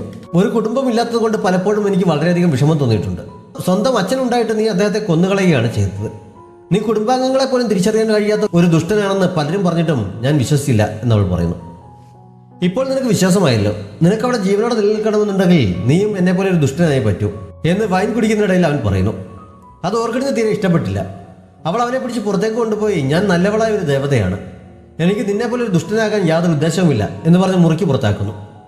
എന്റെ ഓർഡറില്ലാതെ ഇവളെ അകത്തേക്ക് കടത്തിവിടരുത് എന്ന് കാവൽക്കാർക്ക് നിർദ്ദേശവും നൽകുന്നു. നിന്നെ ഞാൻ ശരിയാക്കുമെന്ന് പറഞ്ഞ് അവൻ കൈ ചൂണ്ടിയപ്പോൾ കയ്യിലിരുന്ന വൈൻ കപ്പും വാങ്ങി അവനെ കൊഞ്ഞനം കുത്തി കാണിച്ചിട്ട് അവൾ അകത്തേക്ക് പോകുന്നു. മൂൺ സുപ്രീമിനെ രക്ഷിച്ചതോടുകൂടി ഓർക്കിഡിനെ സ്പൈയായി മുദ്രകുത്തിരിക്കുകയാണ്. ഷെങ്ഹാങ് ആരും അറിയാതെ അവളെ രക്ഷപ്പെടുത്താൻ പോകുന്നുണ്ടെന്നറിയാൻ അവനെ നിരീക്ഷിക്കാൻ ചക്രവർത്തി കുറെ ആളുകളെ ഏർപ്പാടാക്കിയിട്ടുണ്ട്. അത് കാരണം അവൻ എപ്പോഴും മുറിയിൽ തന്നെ വരെ ഇരിപ്പാണ്. അവന് കുടിക്കാൻ എന്തോ കൊടുക്കാതെ വന്ന ഡാലിയൻ ഓർക്കിഡ് സ്പൈ ആണെന്ന് ഞാൻ വിശ്വസിക്കുന്നില്ല. ഞാൻ അവളോട് ശത്രുത കാണിച്ചിട്ട് പോലും അവൾ എൻ്റെ ജീവൻ രക്ഷിക്കാൻ തയ്യാറായതാണ്. അവളെ രക്ഷപ്പെടുത്താൻ എന്തെങ്കിലും വഴിയുണ്ടെങ്കിൽ സഹായിക്കാൻ ഞാൻ തയ്യാറാണ് എന്ന് അവനോട് പറയുന്നു. മൂൺ സുപ്രീമായി ആഹാരം കഴിക്കാതിരുന്ന ഓർക്കിഡിന് ഇവിടുത്തെ ഭക്ഷണം എങ്ങനെയിരിക്കും? ജന്തുക്കളുടെയും മറ്റും അവയവങ്ങളാണ് അവർ കഴിക്കുന്നതെന്നാണല്ലോ കേട്ടിട്ടുള്ളത്. ഞാൻ ഇതങ്ങനെ കഴിക്കുമെന്നൊക്കെ മനസ്സിൽ പല സംശയങ്ങളും ഉണ്ടായെങ്കിലും മുന്നിൽ കൊണ്ടുവച്ച പാത്രങ്ങൾ തുറന്നു കണ്ടപ്പോൾ അവളുടെ വായിൽ വെള്ളം മുറന്നു. പരിചാരകർ ചുറ്റും നിൽക്കുന്നത് പോലും ഓർക്കാതെ അവൾ അതിനൊന്നിൽ തൊട്ട് രുചിച്ച് നോക്കുന്നുണ്ട്. അവളുടെ പെരുമാറ്റം കണ്ട് തൊട്ടടുത്ത് തന്നെ നിൽപ്പുണ്ടായിരുന്ന മൂൺ സുപ്രീം മതിയാക്കാനെന്നുള്ള രീതിയിൽ തൊണ്ടനക്ക് ശബ്ദമുണ്ടാക്കുന്നു. അപ്പോഴാണ് അവൾക്ക് പരിസരബോധം വന്നത്. ഇവിടെ ആരും നിൽക്കണ്ട, എല്ലാവരും പുറത്തു പോയിക്കോ, എനിക്ക് ആഹാരം കഴിക്കുമ്പോൾ ആരും നോക്കി നിൽക്കുന്ന ഇഷ്ടമല്ല എന്നവൾ ഓർഡിരുന്നു. എല്ലാവരും പുറത്തിറങ്ങി പോയി കഴിഞ്ഞപ്പോൾ നീ പിന്നെയും തെറ്റുവരുത്തിയിരിക്കുകയാണ്. എൻ്റെ ഒരു ഓർഡറിനും ഞാൻ വിശദീകരണം നൽകാറില്ല. ഞാൻ പറഞ്ഞു തന്ന കാര്യങ്ങളൊന്നും നീ ഇതുവരെ പഠിച്ചിട്ടില്ലേ എന്ന് മൂൺ സുപ്രീം അവളോട് ചോദിക്കുന്നു. ഈ ജന്മം മുഴുവൻ പഠിച്ചാലും നിന്നെപ്പോലെ ആകാൻ എനിക്ക് കഴിയില്ല എന്ന് പറഞ്ഞ് ഓർക്കിഡ് ഭക്ഷണം കഴിപ്പ് തുടരുകയാണ്. ദേഷ്യം വന്ന് അവൻ അവളുടെ മുന്നിൽ നിന്ന് പാത്രം എടുത്ത് മാറ്റുന്നു. നീ എന്താണ് കാണിക്കുന്നതെന്ന് പറഞ്ഞ് അവൾ ചാടി എണീറ്റപ്പോൾ നീ കാരണം മിക്കവാറും ഞാൻ കൊല്ലപ്പെടേണ്ടി വരും എന്നവൻ പറയുന്നു. നീ ചെയ്തു കൂട്ടിയ ദുഷ്ടതരങ്ങൾ കൊണ്ടാണല്ലോ നിനക്കൊപ്പം കുടുംബവും കൂട്ടുകാരും ഒന്നും ഇല്ലാത്തത്. എന്തെങ്കിലും സംഭവിച്ചാൽ എന്നെ കുറ്റപ്പെടുത്തിയിട്ട് കാര്യമില്ല എന്ന് പറഞ്ഞ് അവൾ വീണ്ടും ഭക്ഷണം കഴിക്കാൻ തുടങ്ങുന്നു. അവൻ അവളെ തള്ളി മാറ്റിയിട്ട് കസേരയിൽ കയറിയിരുന്ന് ഭക്ഷണം കഴിക്കാനായി പാത്രം എടുത്ത് മുന്നിലേക്ക് വെച്ചപ്പോഴേക്കും ഓർക്കിഡ് പരിചാരകരെ വിളിച്ച് ഇതെല്ലാം ഇവിടെ നിന്ന് എടുത്തുകൊണ്ട് പോയി കളയാൻ പറയുന്നു. അവർ അകത്തേക്ക് വരുന്നതിന് മുമ്പ് അവൻ വേഗം കസേരയിൽ നിന്ന് എഴുന്നേൽക്കുന്നുണ്ട്. ഭക്ഷണമെല്ലാം അവർ എടുത്തുകൊണ്ട് പോകുന്നത് അവന് നോക്കി നിൽക്കേണ്ടി വരുന്നു. ഞാനൊന്നും കഴിച്ചില്ലല്ലോ എന്ന് അവൻ അവളുടെ കഴുത്തിൽ കുത്തിപ്പിടിച്ച് ചോദിച്ചപ്പോൾ നിന്റെ ദുഷ്ടതരങ്ങളൊക്കെ ഓർത്ത് ഒരു ദിവസം പട്ടിണി ഇരിക്കുന്നതാണ് നല്ലത് എന്നവൾ പറയുന്നു. അപ്പോഴൊക്കെ സിൻഫങ് 2 രാജകുമാരന്മാരും കാണാനെത്തിയിട്ടുണ്ടെന്ന് പുറത്തുനിന്ന് ആരോ വിളിച്ചു പറയുന്നതിനാൽ തൽക്കാലം രണ്ടുപേരും വഴക്ക് അവസാനിപ്പിക്കുന്നു. അങ്ങോട്ടേക്ക് പോകാൻ തുടങ്ങി ഓർക്കിഡിന്റെ പുറകെ അവന് ചെല്ലുന്നു. നീ എന്താണ് പുറകെ വരുന്നതെന്ന് അവൾ ചോദിച്ചപ്പോൾ നീ അവിടെ പോയി എന്തെങ്കിലും മണ്ടത്തരം കാണിച്ചാൽ അതിന്റെ ഉത്തരവാദിത്തം ആരേറ്റെടുക്കും എന്നവൻ ചോദിക്കുന്നു. അത് ശരിയാണെന്ന് തോന്നുന്നതിനാൽ അവൻ എതിർപ്പൊന്നും പറയാതെ അവളോടൊപ്പം പോകുന്നു. പുറത്തു നിൽക്കുന്ന ചക്രവർത്തിയുടെ ചാരന്മാർക്ക് സംശയം ഉണ്ടാകാത്ത രീതിയിൽ അവിടെ നിന്ന് പുറത്തിറങ്ങാൻ ഷെങ്ഹാങ് ഈ സമയം ഒരു വഴി കണ്ടെത്തുന്നുണ്ട്. ഡാലിയാന്റെ അനുഭവത്തോടെ അവൻ അവളുടെ രൂപത്തിലേക്ക് മാറിയിട്ട് അവളെ അവന്റെ രൂപത്തിലാക്കുന്നു. മടങ്ങിയെത്തുന്നവരെ അവനാണെന്ന രീതിയിൽ അവിടെ തന്നെ കഴിയാമെന്ന് അവൾ സമ്മതിക്കുന്നു. ഡാലിയന്റെ രൂപത്തിൽ അവൻ അവിടെ നിന്നും പുറത്ത് കിടക്കുന്നു. ഷെങ്ഹാങ്ങിന്റെ രൂപത്തിലായ ഡാലിയൻ സന്തോഷം കൊണ്ട് അവന്റെ ഡ്രസ്സൊക്കെ മണപ്പിച്ച് നോക്കുകയും മറ്റും ചെയ്യുന്നുണ്ട്. മൂൺ സുപ്രീം ഓർക്കിഡിനെയും കൊണ്ട് സഭയിലെത്തിയത് കണ്ട് അവിടെ കൂടിയിരുന്നവരെല്ലാം ആകെ അസ്വസ്ഥരാകുന്നുണ്ട്. അവളവിടെ നിൽക്കുന്നതിൽ അവർ എതിർപ്പ് പ്രകടിപ്പിച്ചപ്പോൾ മറുപടി പറയാൻ കഴിയാതെന്ന ഓർക്കിഡിന്റെ സഹായത്തിന് അവൻ എത്തുന്നുണ്ട്. വർഷങ്ങൾക്ക് മുമ്പുണ്ടായ നാണക്കേടിന് പ്രതികാരം ചെയ്യാൻ ദേവന്മാർക്കെതിരെയുള്ള യുദ്ധത്തിന് ഉള്ള പ്ലാൻ അവതരിപ്പിക്കാൻ മൂൺ സുപ്രീം അവർക്ക് നൽകിയ അവസാന ദിവസം വന്നായിരുന്നു. അതിനെക്കുറിച്ച് സംസാരിക്കാനാണ് അവർ അവിടെ കൂടിയതെന്നറിഞ്ഞപ്പോൾ ഓർക്കിഡിന്റെ ഭാവം മാറുന്നു. ഒരു പുൽനാമ്പ് പോലും അവശേഷിക്കാത്ത വിധത്തിൽ ദേവലോകത്തെ മുഴുവനായി നശിപ്പിക്കാനുള്ള പ്ലാനാണ് അതെന്ന് കേട്ടതും അവളുടെ സകല നിയന്ത്രണങ്ങളും വിട്ട് അവൾ താഴേക്കിറങ്ങിവന്ന് അവർ കൊണ്ടുവന്ന പേപ്പർ പിടിച്ചു വാങ്ങി തീയിടുന്നു. എല്ലാവരും ആകെ അമ്പരന്ന് നിൽക്കുകയാണ്. പെട്ടെന്ന് മൂൺ സുപ്രീം ഇടപെടുന്നുണ്ട്. നിങ്ങൾക്ക് ഇത്രയും സമയം തന്നിട്ട് മോശം പ്ലാനാണ് നിങ്ങൾ കൊണ്ടുവന്നത്. 3 ദിവസത്തെ സമയം കൂടി നിങ്ങൾക്ക് തരും. അതിനുള്ളിൽ മറ്റൊരു നല്ല പ്ലാനുമായി വന്നില്ലെങ്കിൽ നിങ്ങളുടെ പ്രൈമോഡിയൽ സ്പിരിറ്റ് ആയിരിക്കും ഇതുപോലെ ചാരമാകാൻ പോകുന്നത് എന്ന് അവൻ പറയുന്നു. എന്തിനാണ് ഇവൾ ഇതൊക്കെ പറയുന്നത് മട്ടിൽ എല്ലാവരും അവളെ നോക്കിയെങ്കിലും രാജാക്കന്മാർ രണ്ടുപേരും പെട്ടെന്ന് മുട്ടുകുത്തിരുന്ന് ക്ഷമ ചോദിക്കുന്നു. ഓർക്കിഡ് അവരോട് എഴുന്നേൽക്കാൻ പറഞ്ഞിട്ട് നിങ്ങൾ പുതിയ പ്ലാനൊന്നും തയ്യാറാക്കേണ്ട ആവശ്യമില്ല. കുറച്ചു കാലമായി അച്ഛനെ കൊന്നതിന്റെ വിഷമം എന്നെ വല്ലാതെ അലട്ടുന്നുണ്ട്. അതുകൊണ്ട് തൽക്കാലം യുദ്ധവും മത്സരവും ഒക്കെ അവസാനിപ്പിച്ച് മൂൺ ട്രൈബിന്റെ ശാന്തിക്ക് വേണ്ടി പ്രവർത്തിക്കാമെന്നാണ് ഞാൻ വിചാരിക്കുന്നതെന്ന് അവർ പറയുന്നു. മൂൺ സുപ്രീമിന്റെ ഭാഗത്ത് നിന്ന് അങ്ങനെ ഒരു തീരുമാനം എല്ലാവരെയും ഞെട്ടിപ്പിക്കുന്നുണ്ട്. അച്ഛനെ കൊന്നതിനെ കുറിച്ച് ഓർത്ത് വിഷമിക്കാനുള്ള സമയം ഒരുപാട് വൈകിപ്പോയി എന്ന് തോന്നുന്നില്ല എന്ന് സിൻഫങ് പരിഹാസത്തോടെ ചോദിച്ചപ്പോൾ വൈകിപ്പോയതൊരു പ്രശ്നമല്ല, ഇപ്പോഴെങ്കിലും തോന്നിയില്ല എന്നുള്ളതാണ് കാര്യം എന്നവൾ പറയുന്നു. അതിനുശേഷം ഇന്ന് ഇത്രയും മതി, എനിക്ക് നല്ല ക്ഷീണമുണ്ട് എന്ന് പറഞ്ഞ് അവൾ എല്ലാവരെയും അവിടെ നിന്ന് പറഞ്ഞയക്കുന്നു. തിരികെ ബെഡ്റൂമിലേക്ക് നടക്കുമ്പോൾ ഇത്രയും കാലമായി ഞാൻ ഉണ്ടാക്കിയെടുത്ത ഇമേജ് മുഴുവൻ നീ നശിപ്പിച്ചു എന്ന് പറഞ്ഞ് മൂൺ സുപ്രീം അവളോട് വഴക്കിന് ചെല്ലുന്നു. നിന്റെ പേടിപ്പിക്കുന്ന ഇമേജ് കാരണമാണ് നിന്റെ അനിയൻ പോലും നിന്നെ ഇഷ്ടപ്പെടാത്തത് എന്നവൾ പറഞ്ഞപ്പോൾ എന്നെ ആരും ഇഷ്ടപ്പെടേണ്ട, പേടിച്ചാൽ മതി എന്നവൻ പറയുന്നു. അവൾ പക്ഷെ അതൊന്നും കാര്യമാക്കാതെ അവിടെ നിന്ന് ഫ്രൂട്ട്സ് എടുത്ത് കഴിക്കാൻ തുടങ്ങുന്നു. ദേഷ്യം സഹിക്കാൻ വയ്യാതെ അവനത് പിടിച്ചു വാങ്ങിയിട്ട് സിൻഫങ് കുട്ടിക്കാലം മുതൽ എൻ്റെ കൂടെ വളർന്നവനാണ്. എൻ്റെ മാറ്റം അവന് പെട്ടെന്ന് തിരിച്ചറിയാൻ കഴിഞ്ഞേക്കും. അവൻ്റെ മുന്നിൽ വെച്ച് നിനക്ക് ഇങ്ങനെ പെരുമാറാൻ കഴിഞ്ഞു. അവൻ സത്യം മനസ്സിലാക്കിയാൽ എന്താണ് സംഭവിക്കുന്നതെന്ന് അറിയാമല്ലോ എന്നൊക്കെ പറയുന്നു. എനിക്ക് നന്നായി അറിയാം, നീ ഇപ്പോൾ പലതവണയായിട്ട് പറഞ്ഞതല്ലേ, നമ്മൾ രണ്ടുപേരും മരിക്കും എന്നല്ലേ എന്ന് അവൾ നിസ്സാരം മട്ടിൽ ചോദിക്കുന്നു. നിന്നോട് പറഞ്ഞിട്ട് കാര്യമില്ല, എന്തായാലും നാളെ രാത്രി മിന്നലുണ്ടാവാൻ സാധ്യതയുണ്ട്. അതുവരെ നീ ഒരു നിമിഷം പോലും എൻ്റെ അടുത്ത് നിന്ന് മാറാൻ പാടില്ല എന്നവൻ പറയുന്നു. കുളിക്കുമ്പോൾ പോലും മാറാൻ പാടില്ല എന്ന് ചോദിച്ച് ഓർക്കിഡ് കളിയാക്കുന്നുണ്ട്. ഷെങ്ഹാങ്ങിന്റെ രൂപത്തിൽ ഭയങ്കര ഹാപ്പി ആയിരിക്കുകയാണ് ഡാലിയ. ആ സമയത്താണ് അവളുടെ അച്ഛൻ ഷെങ്ഹാങ്ങിനെ കാണാൻ അവിടെ എത്തിയത്. അച്ഛനെ കണ്ടപ്പോൾ ആദ്യം ഓർക്കാതെ അച്ഛ എന്ന് വിളിച്ചെങ്കിലും പെട്ടെന്ന് അവൾ വിഷയം മാറ്റി തടി തപ്പുന്നു. അവിടെ ജോലിക്ക് കയറിയിരിക്കുന്ന അവളെ തിരികെ കൊണ്ടുപോകാനായിരുന്നു അദ്ദേഹം എത്തിയത്. കുട്ടിക്കാലം മുതലേ അവനെ സ്വന്തം സഹോദരൻ എന്ന രീതിയിലാണ് കാണുന്നതെന്നൊക്കെ അച്ഛൻ പറഞ്ഞപ്പോൾ എന്തൊക്കെ കള്ളമാണ് തട്ടിവിടുന്നത്, ഭാഗ്യത്തിന് ഇവിടെ നിൽക്കുന്നത് ഞാനായതുകൊണ്ട് രക്ഷപ്പെട്ടു എന്നൊക്കെ അവൾ മനസ്സിൽ വിചാരിക്കുന്നു. തിരികെ കൊണ്ടുപോകാനുള്ള അച്ഛൻ്റെ പ്ലാൻ പൊളിക്കാനായി ഡാലിയൻ വളരെ നല്ല കുട്ടിയാണ്. അവളെ ഫൗണ്ടൻ പാലസിന് ആവശ്യമുണ്ടെന്നൊക്കെ പറഞ്ഞ് സപ്പോർട്ട് ചെയ്ത് അവൾ സംസാരിക്കുന്നു. അച്ഛൻ്റെ പ്രിയപ്പെട്ട വൈൻ എടുപ്പിച്ച് അതും അദ്ദേഹത്തിനൊപ്പം കഴിക്കാനിരിക്കുന്നുണ്ട്. ഓർക്കിഡിനെ കുറിച്ച് കൂടി സംസാരിക്കാനായിരുന്നു അദ്ദേഹം എത്തിയത്. ഓർക്കിഡിന് യഥാർത്ഥ രൂപം എന്താണെന്ന് അന്നത്തെ ചടങ്ങിന്റെ സമയത്ത് മനസ്സിലാക്കാൻ കഴിയാത്തതിനെ കുറിച്ച് അദ്ദേഹം പറഞ്ഞപ്പോൾ അവൾ ചിലപ്പോൾ 30,000 വർഷങ്ങൾക്ക് മുമ്പ് അപ്രത്യക്ഷമായ സീഷൻ ദേവതയായിരിക്കുമെന്ന് ഡാലിയൻ സംശയം ചോദിക്കുന്നു. ആർബിറ്റർ ഹാളിലെ തിയാൻജി മിററിൽ ഷെങ്ഹാങ്ങിന്റെയും ഓർക്കിഡിന്റെയും വിവാഹം കണ്ടതുകൊണ്ടുകൂടിയാണ് അവൾ അങ്ങനെ സംശയം ചോദിച്ചത്.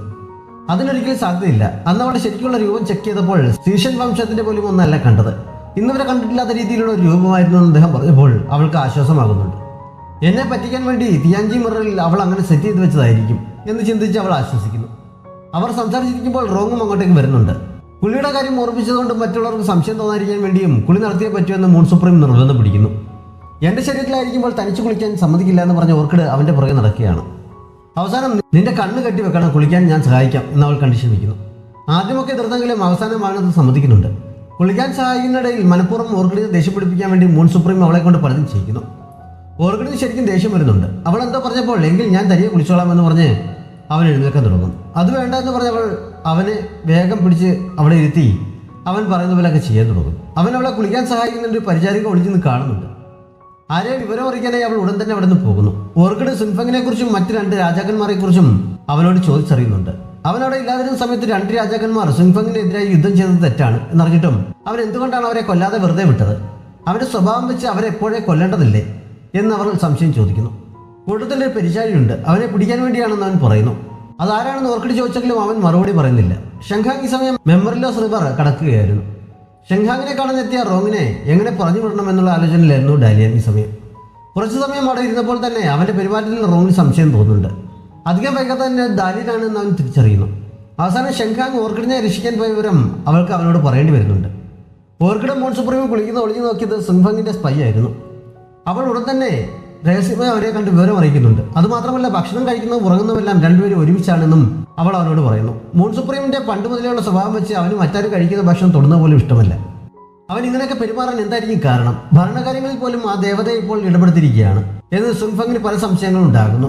ഞങ്ങളോടുള്ള പെരുമാറ്റത്തിലും വ്യത്യാസമുണ്ട്. മുമ്പ് ഞങ്ങളെ ഒന്ന് നോക്കുക പോലും ചെയ്യാതിരുന്ന ആൾ കഴിഞ്ഞ ദിവസം എനിക്ക് താങ്ക്സ് പറയുക വരെ ചെയ്തു. മറ്റാരെ പോലെയാണ് അദ്ദേഹം ഇപ്പോൾ പെരുമാറുന്നതെന്ന് ജോലിക്കാരിയും പറയുന്നു. അതുകൂടി കണ്ടപ്പോൾ അവന്റെ സംശയം ഒന്നുകൂടി കൂടുന്നു. സംശയം തീർക്കാൻ വേണ്ടി അവൻ ഒരു വഴി കണ്ടെത്തുന്നു. അവൻ മൂൺ സുപ്രീമിനെ താനുമായി ഒരു മത്സരത്തിന് ക്ഷണിക്കുന്നു. എൻ്റെ ആയുധാഭ്യാസം മെച്ചപ്പെട്ടിട്ടുണ്ടെന്ന് പരിശോധിക്കാൻ വേണ്ടിയാണ് എന്നാണ് അവന്റെ കാരണം പറഞ്ഞത്. അവനുമായി മത്സരിച്ചാൽ ഉറപ്പായി തോക്കുമെന്നുള്ളത് കൊണ്ട് തന്നെ എനിക്കിന്ന് ഒരുപാട് സ്റ്റേറ്റ് അഫയേഴ്സ് കൈകാര്യം ചെയ്യാനുണ്ട്. ഒട്ടും സമയമില്ല എന്ന് ഓർക്കിഡ് പറയുന്നു. തിരക്ക് കഴിയുന്നവരെ വെയിറ്റ് ചെയ്യാമെന്ന് സുൽഭങ് പറഞ്ഞപ്പോൾ ഇനി എന്ത് പറയണമെന്നറിയാൻ അവൻ നിൽക്കുന്നിടത്തേക്ക് നോക്കുന്നുണ്ട്. മൂൺ സുപ്രീം അത് ഒഴിവാക്കാനായി ഇടയ്ക്കേറി അഭിപ്രായം പറഞ്ഞപ്പോൾ ഞങ്ങൾ തമ്മിൽ സംസാരിക്കുന്നുണ്ടെങ്കിൽ നീ അഭിപ്രായം പറയേണ്ടെന്ന് പറഞ്ഞ് സുൽഭങ് ദേഷ്യപ്പെടുന്നു. ഇവിടുത്തെ നിയമം അനുസരിച്ച് എന്റെ ക്ഷണം നിരസിക്കാൻ കഴിയില്ല. ആ സമയത്ത് പുറത്തുനിന്നുള്ള ആരെയും ഇവിടെ നിർത്താനും പാടില്ല എന്ന് സുൽഭങ് പറഞ്ഞപ്പോൾ അവൻ അവിടെ നിന്ന് പോകേണ്ടി വരുന്നു. അതിനു മുമ്പ് നിനക്ക് പകരം ഷെങ്ഷയോട് മത്സരിക്കാൻ പറയാൻ അവൻ ചെറുതായി സൂചന നൽകിയെങ്കിലും ഓർക്കിഡിന് അത് വ്യക്തമായി മനസ്സിലായില്ല. അവൻ പോയി കഴിഞ്ഞപ്പോൾ അതായിരിക്കും പറഞ്ഞതെന്ന ഊഹത്തിൽ എനിക്ക് പകരം ഷെങ്ഷെ നിന്നോട് മത്സരിക്കും, ഞാൻ നേരിട്ട് മത്സരിക്കേണ്ട ആവശ്യമില്ല എന്ന് അവൾ പറയുന്നു.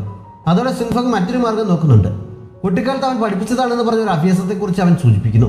എത്ര മികച്ച അഭ്യാസമാണെങ്കിലും അവൻ നേരിടാനുള്ള കഴിവ് ഷെങ്ഷയ്ക്കുണ്ട് എന്ന് പറഞ്ഞ് ഓർക്കിഡ് അവനെ ഷെങ്ഷയ്ക്കൊപ്പം പറഞ്ഞയക്കുന്നു.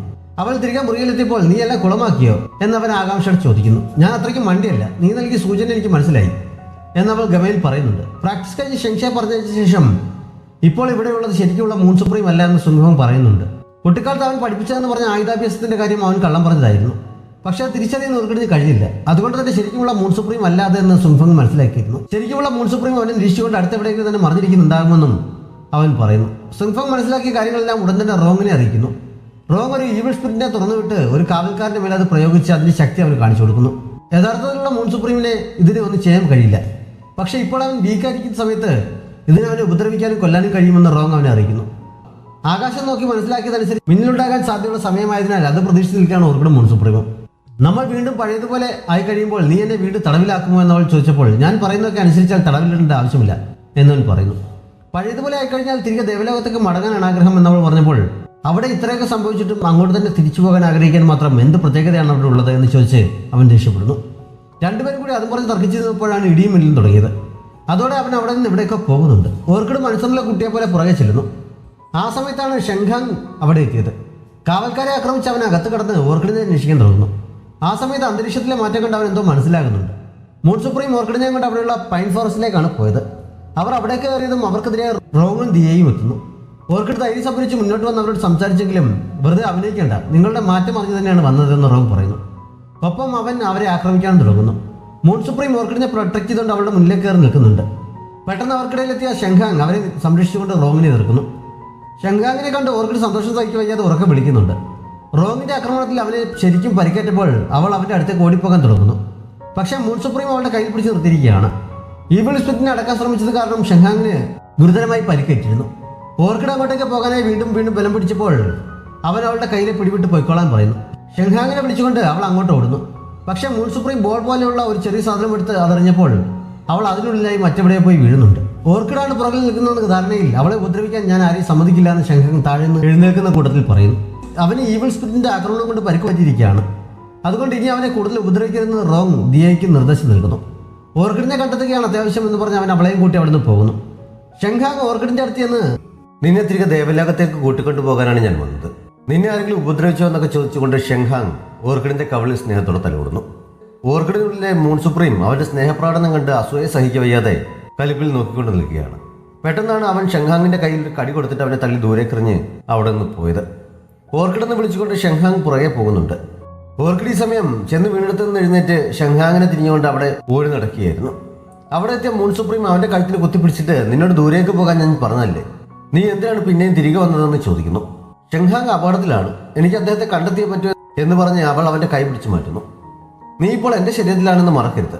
നീ അവന്റെ അടുത്ത് നിന്ന് അവനോടെന്തെങ്കിലും പറയുന്നതിന് മുമ്പ് അവന്റെ വാളുകൊണ്ട് നീ കൊല്ലപ്പെട്ടിരിക്കും. അതുകൊണ്ട് ആദ്യം നമുക്ക് ബോഡി ചേഞ്ചാക്കാം എന്ന് പറഞ്ഞ് അവനവളെ കിസ് ചെയ്യാൻ തുടങ്ങുന്നു. ഓർക്കിഡ് പക്ഷെ അതിന് സമ്മതിക്കുന്നില്ല. അവർ തമ്മിൽ ഒരു മൽപ്പിടുത്തം തന്നെ നടക്കുന്നുണ്ട്. ഇപ്പോൾ നമ്മൾ ബോഡി മാറിയാൽ ഷെങ്ഹാങ്ങിന് എന്ത് സംഭവിക്കുമെന്ന് ഓർക്കിഡ് ചോദിക്കുന്നു. മൂൺ സുപ്രീം ഈ അവസരം മുതലെടുത്ത് ഷെങ്ഹാങ്ങിനെ കൊല്ലുമോ എന്നാണ് അവളുടെ ഭയം. ഞാനതിന് സമ്മതിക്കില്ല എന്ന് പറഞ്ഞ് അവൻ കിസ് ചെയ്യാൻ സമ്മതിക്കാതെ ഒഴിഞ്ഞു മാറുകയാണ്. അപ്പോഴേക്കും അവളെ തിരിഞ്ഞ് ഷെങ്ഹാങ് ഏകദേശം അടുത്തെത്തിയിരുന്നു. അവന്റെ വിളികേട്ട് ഓർക്കിഡ് ഉറക്കെ വിളിക്കാൻ തുടങ്ങിയപ്പോൾ മൂൺ സുപ്രീം അവളുടെ വാ പൊത്തിപ്പിടിച്ചിട്ട് നിന്നെ കണ്ടാൽ ഉടനെ അവൻ കൊല്ലും, നീയാണെന്ന് കരുതി എന്നെ ദേവലോകത്തേക്ക് കൂട്ടിക്കൊണ്ടു പോവുകയും ചെയ്യും. അതുവഴി അവനോട് അടുക്കാൻ എനിക്ക് അവസരം കിട്ടും. അങ്ങനെയാകുമ്പോൾ ഇന്നല്ലെങ്കിൽ നാളെ ഒരിക്കൽ ഞാൻ അവനെ ഉറപ്പായും കൊല്ലും എന്ന് ഭീഷണിപ്പെടുത്തുന്നു. അത് ശരിക്കും കേൾക്കുന്നുണ്ട്. ഓർക്കിഡ് അടങ്ങുന്നു. ശബ്ദമുണ്ടാക്കാതെ ഒളിച്ചിരിക്കാൻ അവൻ പറഞ്ഞപ്പോൾ അവൾ അനുസരിക്കുന്നു. പക്ഷെ ഷെങ്ഹാങ്ങിന് എന്തെങ്കിലും പറ്റിയാൽ ഞാൻ സ്വയം ജീവനെടുക്കും, അതോടെ നീ എന്നേക്കുമായി എന്റെ ശരീരത്തിൽ കുടുങ്ങിപ്പോകുമെന്ന് ഭീഷണിപ്പെടുത്തിയിട്ടാണ് അവൾ പോയത്. മൂൺ സുപ്രീം ഷെങ്ഹാങ്ങിന്റെ മുന്നിലേക്ക് പോകുന്നു. സുൻഫങ് ഈ സമയം തന്റെ സൈനികരെയും കൂട്ടി മൂൺ സുപ്രീമിന്റെ കൊട്ടാരം ആക്രമിക്കാൻ എത്തുന്നു.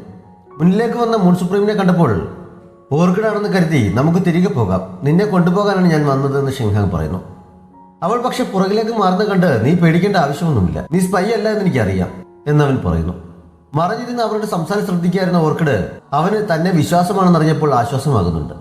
മാത്രമല്ല തനിക്ക് വേണ്ടി ഇവിടെ വരെ വരാൻ മനസ്സ് കാണിച്ചത് വലിയ കാര്യമായിട്ടാണ് അവൾ കണ്ടത്. പക്ഷെ അവളെ ആകെ വിഷമത്തിലാക്കുന്ന രീതിയിലാണ് മൂൺ സുപ്രീം അവനോട് സംസാരിച്ചത്. ഞാൻ എങ്ങോട്ടും വരുന്നില്ല, എനിക്ക് ഇവിടെ ജീവിക്കാനാണ് ഇഷ്ടം എന്നവൻ പറയുന്നു. നിന്നെ ആരെങ്കിലും ഭീഷണിപ്പെടുത്തുന്നത് കൊണ്ടാണോ നീ ഇങ്ങനെ പറയുന്നതെന്ന് ഷെങ്ഹാങ് ചോദിച്ചപ്പോൾ എന്നെ ആരും ഭീഷണിപ്പെടുത്തുന്നില്ല, ഞാൻ ഇവിടെ വളരെ നല്ല രീതിയിലാണ് ജീവിക്കുന്നത്. ദേവലോകത്തെ എല്ലാവരും വളരെ പുച്ഛത്തോടെ അല്ല എന്നെ കണ്ടിരുന്നത്, ഇവിടെ പക്ഷെ അങ്ങനെയല്ല, എനിക്ക് വളരെ മികച്ച പരിചരണമാണ് ഇവിടെ ലഭിക്കുന്നത്. മാത്രമല്ല നിങ്ങൾ കരുതുന്ന പോലെ ഞാൻ സ്പൈയുമല്ല, അപമാനം സഹിച്ച് അവിടെ ജീവിക്കുന്നതിനേക്കാൾ നല്ലത് ഇവിടെ ഇപ്പോഴുള്ള ജീവിതമാണ് എന്ന് അവൻ പറയുന്നു. ഓർക്കിഡ് ഇതെല്ലാം കേട്ട് നിസ്സഹായമായി അവിടേക്ക് നോക്കുന്നുണ്ട്.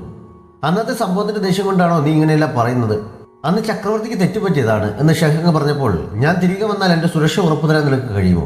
നീ പറയുന്നത് ചക്രവർത്തി വിശ്വസിക്കാൻ തയ്യാറായില്ലെങ്കിൽ ദേവലോകത്തെ നിയമങ്ങൾ അനുസരിച്ച് അദ്ദേഹം എന്നെ ശിക്ഷിക്കാൻ ഒരുങ്ങുമ്പോൾ നിനക്ക് തടയാൻ കഴിയുമോ? എന്നെ കുറ്റപ്പെടുത്തുന്നവരെയും ശിക്ഷിക്കുന്നവരെയും ചാമ്പലാക്കി മാറ്റാൻ നിനക്ക് കഴിയുമോ എന്നൊക്കെ അവൻ ചോദിക്കുന്നു. ഷെങ്ഹാങ്ങിന് പക്ഷേ അതിന് വ്യക്തമായ ഒരു ഉത്തരം നൽകാൻ കഴിയുന്നില്ല. ഓർക്കിഡും അതോടെ നിരാശയാകുന്നുണ്ട്. നിനക്ക് നല്ലൊരു മറുപടി തരാൻ പോലും കഴിയുന്നില്ല, നിന്നെ കൊണ്ടൊന്നും സാധിക്കില്ല എന്ന് എനിക്കറിയാം, പക്ഷെ മൂൺ സുപ്രീം ഇന്ന് കഴിയും എന്ന് അവൻ പറയുന്നു. നീ അവനെ സപ്പോർട്ട് ചെയ്ത് പറയുകയാണോ? ഞാനിത് വിശ്വസിക്കില്ല, എന്തായാലും നീ ഒരു ദേവതയാണ്, നിന്നെ ഞാൻ അവിടേക്ക് കൊണ്ടുപോകുമെന്ന് പറഞ്ഞ് അവൻ അവളുടെ അടുത്തേക്ക് ചെല്ലാൻ തുടങ്ങിയപ്പോൾ അടുത്തേക്ക് വരരുത് എന്ന് പറഞ്ഞ് അവൻ പുറകിലേക്ക് മാറുന്നു. ഓർക്കിഡ് ഈ സമയം ആകെ ടെൻഷൻ അടിച്ചിട്ട് വഴിക്കാകുന്നുണ്ട്. കാര്യങ്ങളുടെ കിടപ്പ് അവൾക്ക് ഇപ്പോൾ ബോധ്യമായിരിക്കുന്നു. ആ സമയത്ത് അബദ്ധത്തിൽ അവളുടെ കൈ താഴെ ചെന്നടിച്ച് ശബ്ദമുണ്ടാകുന്നു. ഷെങ്ഹാങ് അത് കേട്ട് ആരാണ് അവിടെ എന്ന് ചോദിച്ചുകൊണ്ട് അങ്ങോട്ടേക്ക് ആക്രമിക്കുന്നു. പെട്ടെന്ന് റോങ് അത് തട്ടിമാറ്റിക്കൊണ്ട് അവിടെ എത്തുന്നു. അവനെ അവിടെ കണ്ട് ഷെങ്ഹാങ് അമ്പരപ്പോടെ നീ എങ്ങനെ ഇവിടെ എത്തിയെന്ന് ചോദിക്കുന്നു. നീ ഇങ്ങോട്ടേക്ക് വന്നു എന്നറിഞ്ഞു കഴിയുമ്പോൾ ഞാൻ അങ്ങനെ സമാധാനത്തോടെ അവിടെ ഇരിക്കും എന്ന് റോങ് തിരിച്ചു ചോദിക്കുന്നു. അതിനുശേഷം അവിടെ മറിഞ്ഞിരിക്കുകയായിരുന്ന ഓർക്കിഡിനെ നേർക്ക് കൈനീട്ടിയിട്ട് അതിൽ പിടിച്ചോളാൻ സ്നേഹത്തോടെ ആംഗ്യം കാണിക്കുന്നു. ഓർക്കിഡ് ദയനീയമായ മുഖത്തോടെ അവന്റെ കയ്യിൽ പിടിക്കുന്നുണ്ട്. റോങ്ങിന്റെ കയ്യിൽ പിടിച്ചെഴുന്നേറ്റ് മൂൺ സുപ്രീമിനെ കണ്ട് ഷെങ്ഹാങ്ങിന് ഒന്നും മനസ്സിലാകാതെ അമ്പരക്കുന്നു. സുൻഫങ്ങിന്റെ നേതൃത്വത്തിൽ ഈ സമയം കൊട്ടാരത്തിൽ ആക്രമണം നടക്കുകയായിരുന്നു. അവിടുത്തെ ഒരുപാട് കാവൽക്കാരെ അവൻ കൊന്നൊടുക്കുന്നു. റോങ് നൽകിയ ഈവിൾ സ്പിറ്റിനെയും അതിനുവേണ്ടി ഉപയോഗിക്കുന്നുണ്ട്. ഈവിൾ സ്പിറ്റിന്റെ സാന്നിധ്യം കാരണം അവിടെ ശക്തമായ ഇടിയും മിന്നലും ഉണ്ടാക്കുന്നു. ഷെങ്ഹാങ് ഈ സമയം സത്യം അറിഞ്ഞു കഴിഞ്ഞിരുന്നു. നേരത്തെ സംസാരിച്ചതൊന്നും ഓർക്കിഡ് അല്ലായിരുന്നു എന്നറിഞ്ഞപ്പോൾ അവന് ആശ്വാസമാകുന്നുണ്ട്. ഞാൻ ഈ ശാപം ബ്രേക്ക് ചെയ്യാൻ നോക്കാം എന്നവൻ പറഞ്ഞപ്പോൾ അവൾ തടയുന്നു. അങ്ങനെയൊന്നും ഈ ശാപം ഇല്ലാതാക്കാൻ കഴിയില്ല. ഇനി അഥവാ എന്തെങ്കിലും വഴിയുണ്ടെങ്കിൽ ഇപ്പോൾ അങ്ങനെ ചെയ്താൽ മൂൺ സുപ്രീമിന്റെ ശക്തി തിരികെ നൽകും, അത് അപകടമാണെന്ന് അവൾ പറയുന്നു. റോങ്ങും അത് ശരിവെക്കുന്നു. റോങ് മൂൺ സുപ്രീമിന്റെ കഴുത്തിന് നേരെ വാൾ പിടിച്ചിരിക്കുകയാണ്. എന്നെ രക്ഷിക്കാൻ വേണ്ടി സ്വന്തം ജീവൻ പോലും അപകടത്തിലാക്കി ഇവിടെ എത്തിയതിന് ഒരുപാട് നന്ദിയുണ്ട്, പക്ഷെ തൽക്കാലം മടങ്ങിപ്പോകാൻ അവരോട് പറയുന്നു. ഷെങ്ഹാങ് പക്ഷെ അത് സമ്മതിക്കുന്നില്ല. വേറെ എന്തെങ്കിലും വഴിയുണ്ടോ എന്ന് ആലോചിച്ചപ്പോഴാണ് മൂൺ സുപ്രീമിന്റെ ശരീരത്തിലുള്ള ഓർക്കിഡിന്റെ സ്പിരിറ്റിനെ ആവാഹിച്ചെടുത്ത് ദേവലോകത്ത് കൊണ്ടുപോയി സെൽഫ് റിന്യൂവിംഗ് സോയിൽ പിടിപ്പിച്ചാൽ കുറച്ചു കാലത്തിനുള്ളിൽ അവൾക്ക് വീണ്ടും ഇതുപോലെ ആകാൻ കഴിയും എന്ന ഐഡിയ അവന് തോന്നിയത്. അങ്ങനെ ചെയ്താൽ അതോടെ ഓർക്കിഡിന്റെ ഈ പഴയ ശരീരത്തോടൊപ്പം മൂൺ സുപ്രീം മരിക്കും, പിന്നെ ഒരിക്കലും അവൻ ഉയർത്തെഴുന്നേൽക്കില്ല എന്ന് റോങ്ങും പറയുന്നു. അത് കേട്ടപ്പോൾ ഓർക്കിഡിന് വിഷമമാകുന്നു. അവനെ നശിപ്പിക്കണമെന്ന് അവൾ ആഗ്രഹിച്ചിരുന്നില്ല. ആ സമയത്തും അവിടെ ഇടിയും മിന്നലുമുണ്ട്. റോങ് അവനെ കൊല്ലാൻ ഒരുങ്ങുന്ന കണ്ട് ഓർക്കിഡ് ഓടിച്ചെന്ന് അവനെ കിസ് ചെയ്യുന്നു. ശക്തമായ ഒരു മിന്നലും ആ സമയത്ത് ഉണ്ടാകുന്നുണ്ട്. അതോടെ അവരുടെ ബോഡി പരസ്പരം ചേഞ്ച് ആകുന്നു. മൂൺ സുപ്രീമിന്റെ ശക്തിയിൽ ഷെങ്ഹാങ്ങും റോങ്ങും ദൂരേക്ക് തെറിച്ചു വീഴുന്നുണ്ട്. അവർ പരസ്പരം മാറിയെന്ന് റോങ്ങിന് മനസ്സിലാക്കുന്നു. നമ്മുടെ മൂൺ സുപ്രീം തിരിച്ചെത്തിയിരിക്കുകയാണ്. അവൻ അവർക്ക് നേരെ നോക്കുന്നത് ഒന്ന് കാണാൻ തന്നെയുണ്ട്. ഷെങ്ഹാങ് അവനെ ആക്രമിക്കാനായി തന്റെ ആയുധമെടുത്തതും അവൻ തന്റെ ഹെൽഫയർ പുറത്തെടുക്കുന്നു. അതിന്റെ ശക്തിയിൽ അവർ രണ്ടുപേരും ദൂരേക്ക് തെറിച്ചു വീഴുന്നു. അതോടെ ഷെങ്ഹാങ്ങിന്റെ പരിക്കൊന്നുകൂടി കൂടുന്നുണ്ട്. അദ്ദേഹത്തെ ഉപദ്രവിക്കില്ല എന്ന് എനിക്ക് വാക്ക് തന്നല്ലേ എന്ന് ഓർക്കിഡ് ചോദിച്ചപ്പോൾ അവൻ ഹെൽഫയർ തിരികെ എടുക്കുന്നു. പരിക്കേറ്റ് നിന്നെ ആക്രമിക്കുന്നത് ശരിയല്ല, അതുകൊണ്ട് തൽക്കാലം ഞാൻ വെറുതെ വിടുന്നെന്ന് അവൻ ഷെങ്ഹാങ്ങിനോട് പറയുന്നുണ്ട്. ഓർക്കിഡ് ഷെങ്ഹാങ്ങിന്റെ അടുത്തേക്ക് ഓടാൻ തുടങ്ങിയപ്പോൾ അവൻ ബലമായി അവളെ തിരികെ പിടിച്ച് കിസ് ചെയ്യുന്നു. ഷെങ്ഹാങ് അത് കണ്ട് സഹിക്കാൻ വയ്യാതെ എഴുന്നേറ്റെങ്കിലും റോങ് ഓടി വന്ന് അവനെയും കൊണ്ട് അവിടെ നിന്ന് പോകുന്നു. ഓർക്കിഡ് അവനെ തള്ളി മാറ്റിയിട്ട് നീ എന്താണ് ഈ ചെയ്തത്, എന്റെ പുറകിൽ വരരുതെന്ന് പറഞ്ഞ് അവിടെ നിന്ന് ഓടിപ്പോകുന്നു. അപ്പോഴേക്കും മൂൺ സുപ്രീമിനെ തിരക്കി ഷെങ്ഷെ അവിടെ എത്തുന്നു. സിൻഫങ് കലാപം ആരംഭിച്ച വിവരം അവൻ അറിയിക്കുന്നുണ്ട്. ഞാനങ്ങനെ വിവരം അറിയിക്കാൻ കുറെ നേരമായി തിരിയുകയായിരുന്നു. എത്രയും പെട്ടെന്ന് ഞാൻ നമ്മുടെ സൈന്യത്തെയും കൂട്ടി അവനെ കീഴടക്കാം എന്ന് ഷെങ്ഷെ പറയുന്നു. അതിന്റെ ആവശ്യമില്ല, എനിക്ക് തനിച്ച് ചെയ്യാവുന്നേ ഉള്ളൂ എന്ന് മൂൺ സുപ്രീം പറയുന്നുണ്ട്. സിൻഫങ് ഈ സമയം മൂൺ സുപ്രീമിന്റെ സിംഹാസനത്തിൽ കയറി ഇരിപ്പുറപ്പിച്ചിരുന്നു. അവിടെ എത്തിയ മൂൺ സുപ്രീം എന്റെ സിംഹാസനത്തിൽ കയറി ഇരിക്കാൻ മാത്രം ധൈര്യം നിനക്കായോ എന്ന് അവനോട് ചോദിച്ചപ്പോൾ അഭിനയം മതിയാക്കാൻ അവൻ പരിഹാസത്തിൽ പറയുന്നു. പക്ഷെ മുന്നിലേക്ക് നീങ്ങുന്ന മൂൺ സുപ്രീമിന്റെ മുഖഭാവം കണ്ടപ്പോൾ അവൻ തന്നെയാണ് അതെന്ന് മനസ്സിലാക്കുന്നതിനാൽ അവൻ വേഗം ഓടുന്ന എഴുന്നേറ്റ് അവനെ ആക്രമിക്കാതെ മുന്നോട്ട് ചെല്ലുന്നു. മൂൺ സുപ്രീം ഹെൽഫയർ കൊണ്ട് നിസ്സാരമായി അവനെ ബന്ധിച്ച് താഴെ ഇടുന്നുണ്ട്. റോങ് ഷെങ്ഹാങ്ങിനെയും കൊണ്ട് ദേവലോകത്തെ ഷുയു ഫോറസ്റ്റിലെത്തുന്നു. അപ്പോഴേക്കും അവൻ വളരെയധികം ക്ഷീണിച്ചിരുന്നു. ഏറെ നേരം കഴിഞ്ഞിട്ടും ഷെങ്ഹാങ്ങിനെ പുറത്തേക്കൊന്നും കാണാത്തതിനാൽ അവന്റെ പരിചാരകൻ വാതിൽ മുട്ടി വിളിക്കുന്നു. ഡാലിയൻ ഇപ്പോൾ ശരിക്കുമുള്ള രൂപത്തിലായതിനാൽ വാതിൽ തുറക്കാതെ അകത്ത് തന്നെ നിൽക്കുകയാണ്. അപ്പോഴാണ് റോങ് ഷെങ്ഹാങ്ങിനെയും താങ്ങി പിടിച്ച് അവിടെ എത്തിയത്. പുറത്തെ ശബ്ദം കേട്ട് ഉടൻ തന്നെ ഡാലിയൻ വാതിൽ തുറക്കുന്നുണ്ട്. അപ്പോഴാണ് ജോലിക്കാരന് കാര്യം പിടികിട്ടിയത്. ഷെങ്ഹാങ്ങിന്റെ അവസ്ഥ കണ്ട് ഡാലിയൻ ആകെ അമ്പരക്കുന്നു. അവർ അകത്തെ ഉടൻ അവൾ വാതിലടയ്ക്കുന്നു. ഷെങ്ഹാങ്ങിനെ രക്ഷിക്കാനായി ഞാൻ അച്ഛൻ്റെ അടുത്ത് പോയി മരുന്ന് വാങ്ങാമെന്ന് പറഞ്ഞ് അവൾ പോകാൻ തുടങ്ങിയപ്പോൾ അങ്ങനെ ചെയ്താൽ ഈ വിവരം എല്ലാവരും അറിയും എന്ന് പറഞ്ഞ് റോങ് അവളെ തടയുന്നു. അവന്റെ ജീവൻ രക്ഷിക്കാൻ മറ്റു വഴിയൊന്നുമില്ലാത്തതിനാൽ റോങ് അന്നുവരെയുള്ള തന്റെ മന്ത്രശക്തിയുടെ ഭൂരിഭാഗവും അതിനുവേണ്ടി ഉപയോഗിക്കുന്നു. അത് പ്രയോഗിച്ചു കഴിഞ്ഞപ്പോഴേക്കും അവന്റെ ആരോഗ്യത്തെ കാര്യമായി ബാധിക്കുന്നതിനാൽ അവന്റെ മുടിയുടെ കുറേ ഭാഗം നരയ്ക്കുന്നുണ്ട്. മൂൺ സുപ്രീം ഈ സമയം ഈവിൾ സ്പിരിറ്റ് അവിടെ എത്തിയതിനെ കുറിച്ചുള്ള ചിന്തയിലായിരുന്നു. ഇപ്പോൾ സിൻഫങ്ങിന്റെ നേതൃത്വത്തിൽ നടന്ന ഈ ആക്രമണത്തിന് പിന്നിൽ ഹൈഷി സിറ്റിയിലെ ലോഡുമുണ്ട് എന്ന് ഷെങ്ഷെ അവനെ അറിയിക്കുന്നു. സിൻഫങ്ങിന് എന്നെ കൊല്ലാനുള്ള പകയുണ്ടെന്ന് എനിക്കറിയാം, പക്ഷേ ഹൈഷി സിറ്റിയിലെ ലോഡിന് എന്നെ കൊന്നിട്ട് എന്ത് സാധിക്കാനാണ് എന്ന് അവൻ ചോദിച്ചപ്പോൾ മൂൺ ട്രൈബിന്റെ അധികാരം പിടിച്ചെടുക്കാനായിരിക്കുമെന്ന് ഷെങ്ഷെ പറയുന്നു. അങ്ങനെയാണെങ്കിൽ ഞാൻ മടങ്ങി വരുന്നതിന് മുമ്പ് തന്നെ അയാൾക്ക് അത് സാധിക്കാവുന്നല്ലേ ഉള്ളായിരുന്നു. ചിടി ദേവതയുടെ ഡെസ്റ്റിനി ബുക്കും പ്രൈമോഡിയൽ സ്പിരിറ്റും ഒക്കെ സൂക്ഷിച്ചു വെച്ചിരിക്കുന്ന അയാളുടെ ഉദ്ദേശം മറ്റെന്തോ ആകാനാണ് സാധ്യത എന്നവൻ പറയുന്നുണ്ട്. തന്റെ ബോഡി ചേഞ്ച് ആയ വിവരം അറിയില്ലായിരുന്നെങ്കിലും ബോഡി വീക്കായിരുന്നു എന്നുള്ള വിവരം ആദ്യ ദിവസം തന്നെ ഷെങ്ഷെ അറിഞ്ഞിരുന്നു. എന്നറിഞ്ഞപ്പോൾ നീ എന്താണ് എന്നെ കൊല്ലാതിരുന്നത്, കൊന്നിരുന്നെങ്കിൽ നിനക്കടുത്ത മൂൺ സുപ്രീം ആകാമോ എന്നില്ലെന്ന് മൂൺ സുപ്രീം അവനോട് ചോദിക്കുന്നു. ഞാൻ എന്തിനാണ് അങ്ങയെ കൊല്ലുന്നത്, എന്റെ മനസ്സിൽ ഏറ്റവും പ്രധാന സ്ഥാനം അങ്ങേക്കാണ്, ഞാൻ ഒരിക്കലും അങ്ങയെ വഞ്ചിക്കുകയില്ല എന്ന് ഷെങ്ഷെ പറഞ്ഞപ്പോൾ മുമ്പ് ഓർക്കിഡും അവനെ കുറിച്ച് അങ്ങനെ പറഞ്ഞിട്ടുണ്ടല്ലോ എന്ന് അവൻ ഓർക്കുന്നുണ്ട്. ഹൈഷി സിറ്റിയിൽ മടങ്ങിയെത്തിയ റോങ്ങിന്റെ ആരോഗ്യസ്ഥിതി മോശമായത് കണ്ട് DI അവനെ സഹായിക്കാൻ തയ്യാറായെങ്കിലും അതുകൊണ്ട് പ്രയോജനമൊന്നും ഉണ്ടാകാൻ പോകുന്നില്ല എന്ന് പറഞ്ഞ് അവൻ എതിർക്കുന്നു. ഷെങ്ഹാങ്ങിനോടുള്ള സ്നേഹം കൊണ്ടാണ് ഇത് ചെയ്തതെന്ന് എനിക്കറിയാം, അതുപോലെ എനിക്കും അങ്ങയെ സഹായിക്കണമെന്ന് ആഗ്രഹമുണ്ട്, എന്നെ തടയരുതെന്ന് അവൾ കരഞ്ഞുകൊണ്ട് പറയുന്നു. സ്നേഹമുള്ളത് കൊണ്ടല്ല ഞാൻ അവനെ സഹായിച്ചത്, മൂൺ സുപ്രീമിനെതിരെ യുദ്ധം ചെയ്യാൻ എനിക്ക് അവനെ ആവശ്യമാണ്, അതുകൊണ്ടാണെന്ന് പറഞ്ഞിട്ട് അവൻ പോകുന്നു. ബോധം വീണയുടൻ വീണ്ടും ഓർക്കിഡിനെ രക്ഷിക്കാനായി പുറപ്പെടാൻ ഷെങ്ഹാങ്ങിനെ ഡാലിയൻ തടയുന്നു. ഇപ്പോൾ തന്നെ റോങ് അദ്ദേഹത്തിന്റെ കൾട്ടിവേഷന്റെ പകുതിയും ഉപയോഗിച്ചതുകൊണ്ടാണ് അവന്റെ ജീവൻ രക്ഷിക്കാൻ കഴിഞ്ഞത്, ഇനിയും ഇങ്ങനെ റിസ്ക് എടുക്കാൻ ഞാൻ കൂട്ടുനിൽക്കില്ല എന്നവൾ പറയുന്നു. അപ്പോഴേക്കും അവിടുത്തെ റോങ്ങും അവനെ പിന്തിരിപ്പിക്കാൻ ശ്രമിക്കുന്നുണ്ട്. പക്ഷേ എന്റെ തീരുമാനത്തിൽ മാറ്റമില്ല എന്ന് പറഞ്ഞ് അവൻ പുറത്തേക്ക് ഇറങ്ങുന്നു. ആ സമയത്ത് ചക്രവർത്തി അയച്ച 3 കിങ്കരന്മാർ അവിടെ എത്തി അവനെ ചോദ്യം ചെയ്യാനായി കുട്ടിക്കുട്ടിയെല്ലാം അറിയിച്ചിരിക്കുകയാണെന്ന് പറയുന്നതിനാൽ അവൻ അവർക്കൊപ്പം പോകേണ്ടി വരുന്നു. അവൻ ഓർക്കിഡിനെ അന്വേഷിച്ച് മോൺ ട്രൈബിലേക്ക് പോയ വിവരം അറിഞ്ഞുകൊണ്ട് അതിനെക്കുറിച്ച് ചോദ്യം ചെയ്യാനായിരുന്നു ചക്രവർത്തി അവനെ വിളിപ്പിച്ചത്. അവന്റെ സഹായത്തിനായി കൂടെയൊക്കെ റോങ് ഓർക്കിഡിനെ രക്ഷിക്കാൻ വേണ്ടിയല്ല, മറിച്ച് മൂൺ സുപ്രീമിന്റെ പദ്ധതി എന്താണെന്ന് കണ്ടുപിടിക്കാൻ വേണ്ടിയാണ് അവൻ പോയത് എന്ന രീതിയിൽ അവനെ സപ്പോർട്ട് ചെയ്ത് ചക്രവർത്തിയോട് സംസാരിക്കുന്നു. രൂപം മാറിയത് എന്റെ ഐഡിയ ആണെന്ന് പറഞ്ഞ് ഡാലിയാനും അവന് വേണ്ടി സംസാരിക്കുന്നുണ്ട്. ഷെങ്ഹാങ്ങിന് എന്താണ് പറയാനുള്ളത് എന്ന് ചക്രവർത്തി ചോദിച്ചപ്പോൾ റോങ് പറഞ്ഞ് ശരിയാണെന്ന് അവന് സമ്മതിക്കേണ്ടി വരുന്നു. ചക്രവർത്തി പണിഷ്മെന്റായി അവന്റെ ശക്തികളെ തൽക്കാലത്തേക്ക് സീൽ ചെയ്ത് വെച്ചിട്ട് ഫൗണ്ടൈൻ പാലസിൽ പോയിക്കാൻ ആവശ്യപ്പെടുന്നു. അപ്പോഴത്തെ ആവശ്യത്തിന് എടുത്തിയാടി മൂൺ സുപ്രീമിനെ സഹായിച്ചെങ്കിലും ദേവലോകത്തേക്ക് മടങ്ങിപ്പോകാൻ കിട്ടിയ അവസരം പാഴാക്കിയതോർത്ത് ഓർക്കിഡ് പിന്നീട് ദുഃഖിക്കുന്നു. യുദ്ധദേവനായ ഷെങ്ഹാങ് ഒട്ടും പ്രാധാന്യമില്ലാത്ത ഒരു ചെടിയായ എന്നെ അന്വേഷിച്ച് ഇവിടെ വരെ വന്നപ്പോൾ അദ്ദേഹത്തെ നിരാശനാക്കിയത് ശരിയായില്ല എന്ന് പറഞ്ഞ് അവൾ സ്വയം കുറ്റപ്പെടുന്നു. അവരുടെ മുന്നിൽ വെച്ച് മൂൺ സുപ്രീമിനെ സഹായിച്ചത് കൊണ്ട് ഇനി ദേവലോകത്തേക്ക് മടങ്ങാനും കഴിയില്ലായിരിക്കും എന്നൊക്കെ അവൾ വിചാരിക്കുന്നു. മൂൺ സുപ്രീം പറഞ്ഞതനുസരിച്ച് ഷെങ്ഷെ അവളെ രഹസ്യമായി നിരീക്ഷിക്കുന്നുണ്ടായിരുന്നു. അവൾ ചിന്തിച്ചിരിക്കുന്നതല്ലാതെ പ്രത്യേകിച്ച് മറ്റൊരു റിയാക്ഷനും ഇല്ല എന്ന് അവൻ മൂൺ സുപ്രീമിനെ അറിയിക്കുന്നു. ഈ സംഭവത്തോടെ മൂൺ ട്രൈബിലെ ആളുകൾക്കിടയിൽ, പ്രത്യേകിച്ച് സ്ത്രീകൾക്കിടയിൽ ഓർക്കിഡിനോട് കുറച്ച് ബഹുമാനവും സ്നേഹവും ഒക്കെ വന്നിട്ടുണ്ട്. അവർ അവർക്കൊരു ട്രീറ്റ് നൽകാൻ ആഗ്രഹിക്കുന്നുണ്ട് എന്നും അനുവാദം നൽകുമെന്നും ഷെങ്ഷെ അവനോട് ചോദിക്കുന്നു. അവന് സമ്മതിക്കുക മാത്രമല്ല ഇനി മുതൽ ആർബിറ്റർ ഹാളിൽ നിന്ന് പുറത്തിറങ്ങുന്നതിനും വിലക്ക് വേണ്ട. കൊട്ടാരത്തിൽ മാത്രമല്ല, രാജ്യത്ത് എവിടെ വേണമെങ്കിലും അവൾക്ക് സ്വതന്ത്രമായി സഞ്ചരിക്കാം. ആരും അവളോട് മോശം രീതിയിൽ പെരുമാറാൻ പാടില്ല എന്നും അവൻ ഉത്തരവിടുന്നു. അപ്പോൾ ഓർക്കിഡ് രക്ഷപ്പെടാൻ ശ്രമിക്കില്ല എന്ന് ഷെങ്ഷെ സംശയം ചോദിച്ചപ്പോൾ ഷെങ്ഹാങ്ങിന്റെ മുന്നിൽ വെച്ചാണ് അവൾ എന്നെ സഹായിച്ചത്. അവൾക്ക് ഇനി ദേവലോകത്തേക്ക് മടങ്ങാൻ കഴിയില്ലെന്ന് അവൻ പറയുന്നു. ഓർക്കിഡ് അവനെ സഹായിച്ചതിന് അവളും എന്നെ പോലെ അങ്ങയോട് ആത്മാർത്ഥത കാണിക്കാൻ തുടങ്ങിയത് കൊണ്ടായിരിക്കും എന്ന് ഷെങ്ഷെ അഭിപ്രായപ്പെടുന്നുണ്ട്. മൂൺ സുപ്രീം പക്ഷെ അതല്ല പ്രതീക്ഷിക്കുന്നതെന്ന് മുഖത്തെ നിരാശ കാണുമ്പോൾ അറിയാം. വിരുന്നിന് അവനും കൂടി പങ്കെടുക്കുന്നുവെന്ന് ഷെങ്ഷെ ചോദിച്ചപ്പോൾ സ്ത്രീകളുടെ വിരുന്നിൽ ഞാൻ എന്തിനാണ് പങ്കെടുക്കുന്നത് എന്ന് അവൻ ദേഷ്യത്തിൽ ചോദിക്കുന്നുണ്ട്. പക്ഷേ വിരുന്നിന്റെ സമയമായപ്പോൾ ആരും അറിയാതെ അവൻ അവിടേക്ക് പോകുന്നു. ഓർക്കിഡ് അവിടുത്തെ സ്ത്രീകളുമായി നന്നായി ഇണങ്ങിയിരിക്കുന്നു. അവർ അവളെ അവരുടെ രീതിയിലുള്ള ഡ്രസ്സൊക്കെ ധരിപ്പിക്കുന്നുണ്ട്. മൂൺ സുപ്രീം അവർ നിൽക്കുന്നതിന്റെ തൊട്ടടുത്ത് മരത്തിലെ പൂക്കൾ തന്റെ ശക്തി കൊണ്ട് പുഷ്പവൃഷ്ടി പോലെ താഴേക്ക് ഇടിക്കുന്നു. ഓർക്കിഡിന് അത് ശരിക്കും സന്തോഷമാകുന്നുണ്ട്. അവൾ അവർക്കൊപ്പം സന്തോഷത്തോടെ സമയം ചെലവഴിക്കുന്നു. ഇടയ്ക്ക് അവൻ അവിടെ നിൽക്കുന്നത് പോലെ തോന്നി അവൾ നോക്കിയെങ്കിലും ആരെയും കാണുന്നില്ല. പക്ഷെ മരത്തിന് പുറകിൽ അവൻ മറഞ്ഞു നിൽക്കുന്നുണ്ടായിരുന്നു. വിരലിലിട്ടിരിക്കുന്ന മോതിരം കാരണം അവനിപ്പോൾ ശാപത്തിന്റെ ബലമായുള്ള ഓർക്കിഡിന്റെ ഫീലിങ്സ് അറിയാൻ കഴിയില്ല.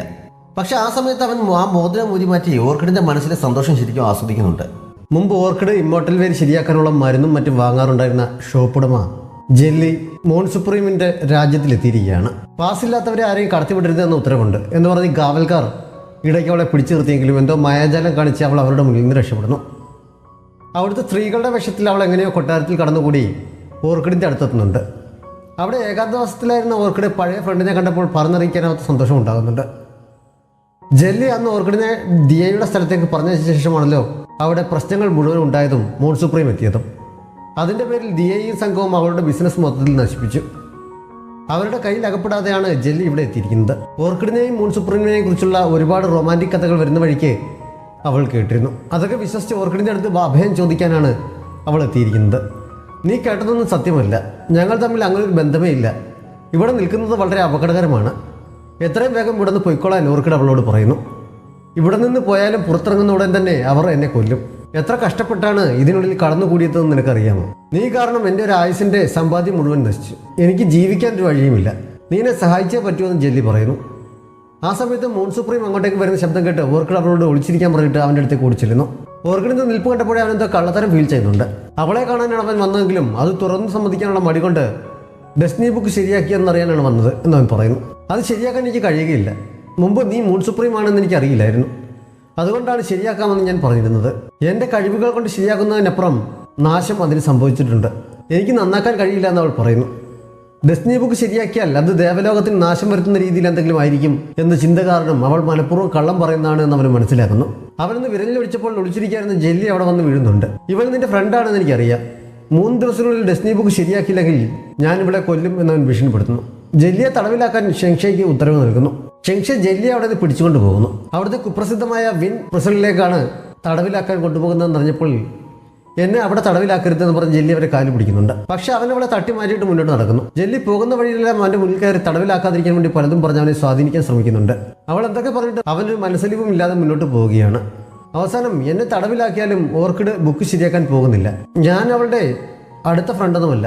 കടയിൽ അവൾ വല്ലപ്പോഴും സാധനങ്ങൾ വാങ്ങാൻ വരുമെന്നേ ഉണ്ടായിരുന്നുള്ളൂ. ഇപ്പോഴും അവൾ എനിക്ക് കുറേ പണം ബാക്കി തരാനുണ്ട്. അതുകൊണ്ട് എനിക്കെന്തെങ്കിലും സംഭവിച്ചാൽ അവൾക്ക് അതുകൊണ്ട് നേട്ടമേ ഉള്ളൂ എന്ന് അവൾ പറയുന്നു. അതിൽ കാര്യമുണ്ടെന്ന് തോന്നിയാൽ പിന്നെ എന്താണ് ഒരു വഴി എന്നവൻ ചോദിക്കുന്നു. അവളുടെ സ്വഭാവം വെച്ച് കുറേ ദേവന്മാരെ പിടിച്ചുകൊണ്ട് വന്ന് ദിവസവും ഓരോരുത്തരുടെയായി അവരുടെ മുന്നിൽ വെച്ച് കൊല്ലുകയാണെങ്കിൽ അവൾ ചിലപ്പോൾ ബുക്ക് ശരിയാക്കാൻ സമ്മതിക്കുമെന്ന് ജെല്ലി പറയുന്നു. അത് നല്ല ഐഡിയ ആണെങ്കിലും അങ്ങനെ ചെയ്താൽ ഓർക്കിഡിന് വിഷമമാകും. Orchid വിഷമിച്ചാൽ moon സുപ്രീമിനും വിഷമമാകും. അതുകൊണ്ട് അത് ശരിയാകില്ല എന്ന് പറഞ്ഞ് അവൻ മുന്നോട്ട് നടക്കുന്നു. 3 ലോകങ്ങളും അടക്കി ഭരിക്കുന്ന മൂൺ സുപ്രീം വെറും ഒരു ദേവതയുടെ കാര്യത്തിൽ വിഷമിക്കുമെന്ന് എനിക്ക് തോന്നുന്നില്ല. ഞാനത് വിശ്വസിക്കില്ല എന്ന് ജെല്ലി പറഞ്ഞപ്പോൾ ദേവലോകത്തായിരുന്ന സമയത്ത് ഓർക്കിഡിനെ സന്തോഷിപ്പിക്കാൻ വേണ്ടി മൂൺ സുപ്രീം ചെയ്ത കാര്യങ്ങളും ഇവിടെ അവളുടെ വിഷമം മാറ്റാൻ ദേവലോകത്തെ പോലെ തന്നെയുള്ള ആർബിട്രൽ ഹാൾ ഉണ്ടാക്കിയതുമെല്ലാം അവൻ അവളോട് പറയുന്നു. പറഞ്ഞു കഴിഞ്ഞപ്പോഴാണ് വേണ്ടിയിരുന്നില്ല എന്ന് അവന് തോന്നിയത്. ഇതെല്ലാം അദ്ദേഹത്തിന്റെ വ്യക്തിപരമായ കാര്യങ്ങളാണ്. നീ ഇത് മറ്റാരുടെങ്കിലും പറഞ്ഞാൽ കൊന്നുകളയുമെന്ന് അവളുടെ കഴുത്തിന് നേർക്ക് വാൾ ചൂണ്ടിക്കൊണ്ട് അവൻ പറയുന്നു. പേടിച്ചിരിക്കുന്ന സമയത്ത് ഞാൻ എന്തൊക്കെയാണ് വിളിച്ചു പറയുന്നത് എനിക്ക് തന്നെ അറിയാൻ പറ്റില്ല. അതുകൊണ്ട് എന്നെ തടവിലാക്കുകയാണെങ്കിൽ ഞാൻ ചിലപ്പോൾ ഇതൊക്കെ ആരോടെങ്കിലും പറഞ്ഞു വരും. അതുകൊണ്ട് എന്നെ തടവിലാക്കാതെ എന്നുകൂടെ. അതിനു പകരം ഭാവിയിലെ മുൻക്യൂനായ ഓർക്കിഡ് താമസിക്കുന്ന സ്ഥലത്ത് എൻ്റെയും കൂടി താമസിക്കാൻ അനുവദിച്ചാൽ പോരെ. എന്നെ ജയിലിൽ അടയ്ക്കണമെന്ന് മൂൺ സുപ്രീം പറഞ്ഞിട്ടില്ലല്ലോ. എപ്പോഴും കാണുന്നിടത്ത് ഉണ്ടാകണം എന്നല്ലേ പറഞ്ഞുള്ളൂ എന്ന് ജെല്ലി സൂത്രത്തിൽ ചോദിക്കുന്നു. അവൾ ഓർക്കിഡിനെ മൂൺക്യൂൻ എന്ന് വിളിച്ചത് ഷെങ്ഷയ്ക്ക് അത്ര പിടിച്ചിട്ടില്ല. അവർക്കിടയിൽ സ്നേഹബന്ധമൊന്നുമില്ല. മൂൺ ട്രൈബിൻ്റെ ശാക്തീകരണം മാത്രമേ അദ്ദേഹത്തിൻ്റെ മനസ്സിലുള്ളൂ. ഓർക്കിഡിനെ നല്ലൊരു ഫ്രണ്ടായിട്ടാണ് അദ്ദേഹം കണ്ടിരിക്കുന്നത്. അവൾ ഒരിക്കലും മൂൺക്യൂനൊന്നും ആകാൻ പോകുന്നില്ല എന്നവൻ പറയുന്നു. നിനക്ക് ബുദ്ധിയില്ലാത്തതുകൊണ്ടാണ് അത് മനസ്സിലാക്കാൻ കഴിയാത്തത്. പട്ടാളക്കാരെ ട്രെയിൻ ചെയ്യിക്കാൻ മാത്രമേ നിനക്ക് അറിയുള്ളൂ. അവർക്കിടയിലുള്ള ബന്ധം വളരെ സ്പെഷ്യലാണ്. ഓർക്കിഡിന് വേണ്ടി അല്ലാതെ മറ്റാർക്കെങ്കിലും വേണ്ടി ഇന്ന് വരെ മൂൺ സുപ്രീം ഇങ്ങനെ വല്ലതും ചെയ്തിട്ടുണ്ടോ എന്നൊക്കെ അവൾ ചോദിച്ചപ്പോൾ അതൊക്കെ ശരിയാണെന്ന് ഷെങ്ഷയ്ക്കും തോന്നുന്നു. പക്ഷേ അവിടുത്തെ നിയമം അനുസരിച്ച് അദ്ദേഹത്തിന് ഒരിക്കലും ഒരു ദേവതയെ വിവാഹം കഴിക്കാൻ കഴിയില്ല എന്നവൻ പറഞ്ഞപ്പോൾ അതിശക്തനായ മൂൺ സുപ്രീമിന് വേണമെങ്കിൽ നിയമങ്ങളിൽ മാറ്റം വരുത്താവുന്നല്ലേ ഉള്ളൂ. അദ്ദേഹത്തെ ആരെ എതിർക്കാനാണെന്ന് അവൾ ചോദിക്കുന്നു. അവൾ പറഞ്ഞതൊക്കെ അംഗീകരിച്ചെങ്കിലും അവളെ തടവിലാക്കുന്നതിൽ നിന്ന് പിന്മാറാൻ അവൻ തയ്യാറാകുന്നില്ല. കാവൽക്കാർ അവളെ പിടിച്ചുകൊണ്ടു പോകാൻ തുടങ്ങിയപ്പോഴാണ് ഓർക്കിഡ് അവിടെ കൂടി വന്നത്. എന്നെ രക്ഷിക്കണമെന്ന് പറഞ്ഞ് ജെല്ലി ഓർക്കിഡിന്റെ സഹായം അഭ്യർത്ഥിക്കുന്നു. മൂൺ സുപ്രീം പറയുന്നതല്ലാതെ മറ്റാരും പറയുന്നത് ഷെങ്ഷ അനുസരിക്കാറില്ല. ഞാനൊന്ന് പറഞ്ഞു നോക്കാമെന്ന് പറഞ്ഞ് ഓർക്കിഡ് അവൻ്റെ നേർക്ക് തിരിയുന്നു. അവൾ ഭാവിയിൽ മൂൺക്യൂൻ അയക്കുമെന്ന ചിന്ത കാരണം അവൻ വളരെ ബഹുമാനത്തോടെ മുട്ടുകുത്തിയിരിക്കുകയും അവൾ പറഞ്ഞതുപോലെ ജെല്ലിയെ ആർബിറ്റർ ഹാളിലേക്ക് കൊണ്ടുപോകാൻ അനുവാദം നൽകുകയും ചെയ്യുന്നു. അവൻ്റെ പെരുമാറ്റം ഓർക്കിഡിനെ ശരിക്കും അമ്പരപ്പിക്കുന്നുണ്ട്. അങ്ങനെ ഓർക്കിഡിൻ്റെ ഒപ്പം ആർബിറ്റർ ഹാളിലെത്തിയ ജെല്ലി അവളും മൂൺ സുപ്രീമും തമ്മിലുള്ള ബന്ധത്തെക്കുറിച്ച് അവളോട് ചോദിക്കുന്നു. അങ്ങനെ പ്രത്യേകിച്ച് ബന്ധമൊന്നുമില്ല, സത്യത്തിൽ ഞങ്ങൾക്കിടയിൽ എന്ത് ബന്ധമാണുള്ളത് എന്ന് എനിക്കും അറിയില്ല എന്ന് ഓർക്കിഡ് പറഞ്ഞപ്പോൾ ഞാൻ ചോദിക്കുന്ന 3 ചോദ്യങ്ങൾക്ക് ഉത്തരം പറഞ്ഞാൽ നിങ്ങളുടെ ബന്ധം എങ്ങനെയാണെന്ന് ഞാൻ പറഞ്ഞുതരാം എന്ന് ജെല്ലി പറയുന്നു. നിങ്ങൾ കൈകൾ പുറത്ത് പിടിച്ചിട്ടുണ്ടോ എന്ന ആദ്യ ചോദ്യത്തിന് ഉണ്ട് എന്ന് അവൾ മറുപടി പറയുന്നു. നിങ്ങൾ ഒരേ മുറിയിൽ കഴിഞ്ഞിട്ടുണ്ടോ എന്നായിരുന്നു അടുത്ത ചോദ്യം. ഉണ്ട്, അത് പക്ഷേ നീ വിചാരിക്കുന്ന പോലെ അല്ല എന്ന് ഓർക്കിഡ് പറഞ്ഞപ്പോൾ ഡീറ്റെയിൽസ് ഒന്നും എനിക്കറിയേണ്ട എന്ന് ജെല്ലി പറയുന്നു. അടുത്തതായി നിങ്ങൾ കിസ് ചെയ്തിട്ടുണ്ടോ എന്നായിരുന്നു അവൾക്ക് അറിയേണ്ടിരുന്നത്. ഒരുപാട് തവണ ചെയ്തിട്ടുണ്ട്, പക്ഷേ അത് നീ വിചാരിക്കുന്ന പോലെ അല്ല എന്ന് ഓർക്കിഡ് പറയുന്നു. ബാക്കി വിശദീകരണം ഒന്നും കേൾക്കാൻ നിൽക്കാതെ ജെല്ലി മൂൺ സുപ്രീമിന് അവളെ ഇഷ്ടമാണെന്ന കൺക്ലൂഷനിൽ എത്തുന്നു. ഇഷ്ടമായതുകൊണ്ടല്ല അദ്ദേഹത്തിനോട് നല്ല രീതിയിൽ പെരുമാറിയിരുന്നത്, ഞങ്ങൾക്കിടയിൽ ഹെഡ് കോഴ്സിൽ നിന്ന് ശാപം ആക്റ്റീവായതുകൊണ്ടാണ് എന്ന് ഓർക്കിഡ് അവളോട് പറഞ്ഞപ്പോൾ നിന്നെപ്പോലെ പ്രത്യേക കഴിവുകളൊന്നുമില്ലാത്ത ഒരു ദേവതയെ മൂൺ സുപ്രീമായി അദ്ദേഹം ഇഷ്ടപ്പെടുന്നു എന്നുള്ളത് അദ്ദേഹത്തിൻ്റെ അഭിമാനത്തെ ബാധിക്കുന്നുണ്ടായിരിക്കണം. അതുകൊണ്ട് നിന്നെ പറ്റിക്കാൻ വേണ്ടി അദ്ദേഹം കള്ളം പറഞ്ഞതാണ് എന്ന് ജെല്ലി പറയുന്നു. അദ്ദേഹത്തിന് നിന്നോടുള്ള ഇഷ്ടം മുതലെടുത്ത് നിനക്ക് ഇവിടെ നിന്ന് രക്ഷപ്പെടാൻ ശ്രമിച്ചുകൂടെ എന്നും ജെല്ലി അവളോട് ചോദിക്കുന്നു. അത് ശരിയാണെന്ന് ഓർക്കിഡിനും തോന്നുന്നു. എങ്ങനെയാണ് അദ്ദേഹത്തെ സ്വാധീനിക്കേണ്ടതെന്ന് പഠിപ്പിച്ചു തരാമോ എന്ന് ജെല്ലിയോട് ചോദിക്കുന്നു. ജെല്ലി ഓർക്കിഡിന് രഹസ്യമായി എന്തോ പറഞ്ഞു കൊടുക്കുന്നുണ്ട്. അതനുസരിച്ച് ഒരു സർപ്രൈസ് നൽകാനാണെന്ന് പറഞ്ഞ് അവൾ മൂൺ സുപ്രീമിനെ ഇവിടേക്ക് ക്ഷണിക്കുന്നു. ഷെങ്ഷെ ചെന്ന് വിവരം പറഞ്ഞപ്പോൾ അവിടേക്ക് പോകുന്നതിന് മുമ്പ് അവളുടെ ഫീലിങ്സ് അറിയാതിരിക്കാൻ വേണ്ടി വിരലിൽ അണിഞ്ഞിരുന്ന മോതിരം അവൻ ഊരി മാറ്റുന്നുണ്ട്. അവൻ എത്തുന്നതിന് മുമ്പ് ജെല്ലി അവൾക്ക് കുറേ ഉപദേശങ്ങൾ കൂടി നൽകുന്നു. അവൻ വരുമ്പോൾ അവൻ്റെ കയ്യിൽ പിടിച്ചുകൊണ്ട് അതുവഴിയെല്ലാം കൂടി നടക്കണം, സ്നേഹം കാണിക്കണം എന്നൊക്കെ അവൾ പറഞ്ഞപ്പോൾ എന്നെക്കൊണ്ട് അതൊന്നും നടക്കില്ല എന്ന് ഓർക്കിഡ് പറയുന്നു. അപ്പോഴേക്കും അവൻ വരുന്ന ശബ്ദം കേൾക്കുന്നതിനാൽ ജെല്ലി വേഗം അവിടെ നിന്ന് പോകുന്നു. മൂൺ സുപ്രീം അടുത്തെത്തിയപ്പോൾ ഓർക്കിഡ് ജെല്ലി പറഞ്ഞതുപോലെയൊക്കെ പെരുമാറാൻ ശ്രമിക്കുന്നുണ്ട്. ഡെസ്നി ബുക്ക് ശരിയാക്കിയോ എന്നവൻ ചോദിച്ചപ്പോൾ അവൾ അതിന് മറുപടി പറയാതെ ക്യൂട്ടായി അഭിനയിച്ച് കാണിക്കുന്നു. കൂടാതെ കുട്ടികളെ പോലെ അവൻ്റെ ഡ്രസ്സിൽ പിടിച്ച് വലിച്ച് അവനെക്കുറിച്ച് പുകഴ്ത്തി പറയുന്നു. നിന്നെ ഞാൻ കൊല്ലും എന്ന് പേടിച്ചിട്ടാണോ ഇപ്പോൾ ഇങ്ങനെയൊക്കെ കാണിക്കുന്നത്? വെറുതെ നമ്പറൊന്നും മുറക്കണ്ട എന്ന് പറഞ്ഞിട്ട് അവൻ അവിടെ നിന്ന് പോകാൻ തുടങ്ങുന്നു. ഓർക്കിഡ് അവനെ പുറകിൽ നിന്ന് വിളിച്ചിട്ട് ഞാൻ കുറച്ച് ഫ്ലവർ കേക്ക് ഉണ്ടാക്കിയിട്ടുണ്ട്, അത് കഴിച്ചിട്ട് പോകാൻ പറഞ്ഞപ്പോൾ അവൻ കൂടെ ചെല്ലുന്നു. കേക്ക് ടേസ്റ്റ് ചെയ്ത് നോക്കിയപ്പോൾ മുമ്പ് അവൾ ഉണ്ടാക്കിയിരുന്നതിൽ നിന്ന് വ്യത്യസ്തമായി തോന്നുന്നതിനാൽ അവൻ കാരണം തിരക്കുന്നു.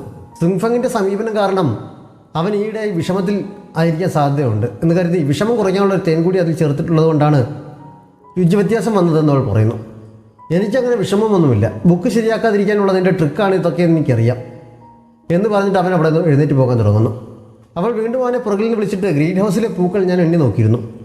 ദേവലോകത്തെ ആർബിറ്റർ ഹാളിൽ ഉണ്ടായിരുന്ന അത്രയും തന്നെയാണിതും.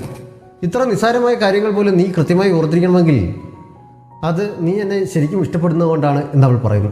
എനിക്കങ്ങനെ നിന്നോട് ഒരു ഇഷ്ടവുമില്ല എന്നവൻ പറഞ്ഞപ്പോൾ ഞാൻ വിശ്വസിക്കില്ല എന്ന് ഓർക്കിഡ് പറയുന്നു. മൂൺ സുപ്രീം തൻ്റെ ഹെൽഫെയർ അവളെ കാണിച്ചിട്ട് ഇതെന്താണെന്ന് നിനക്കറിയാമോ എന്ന് ചോദിക്കുന്നു.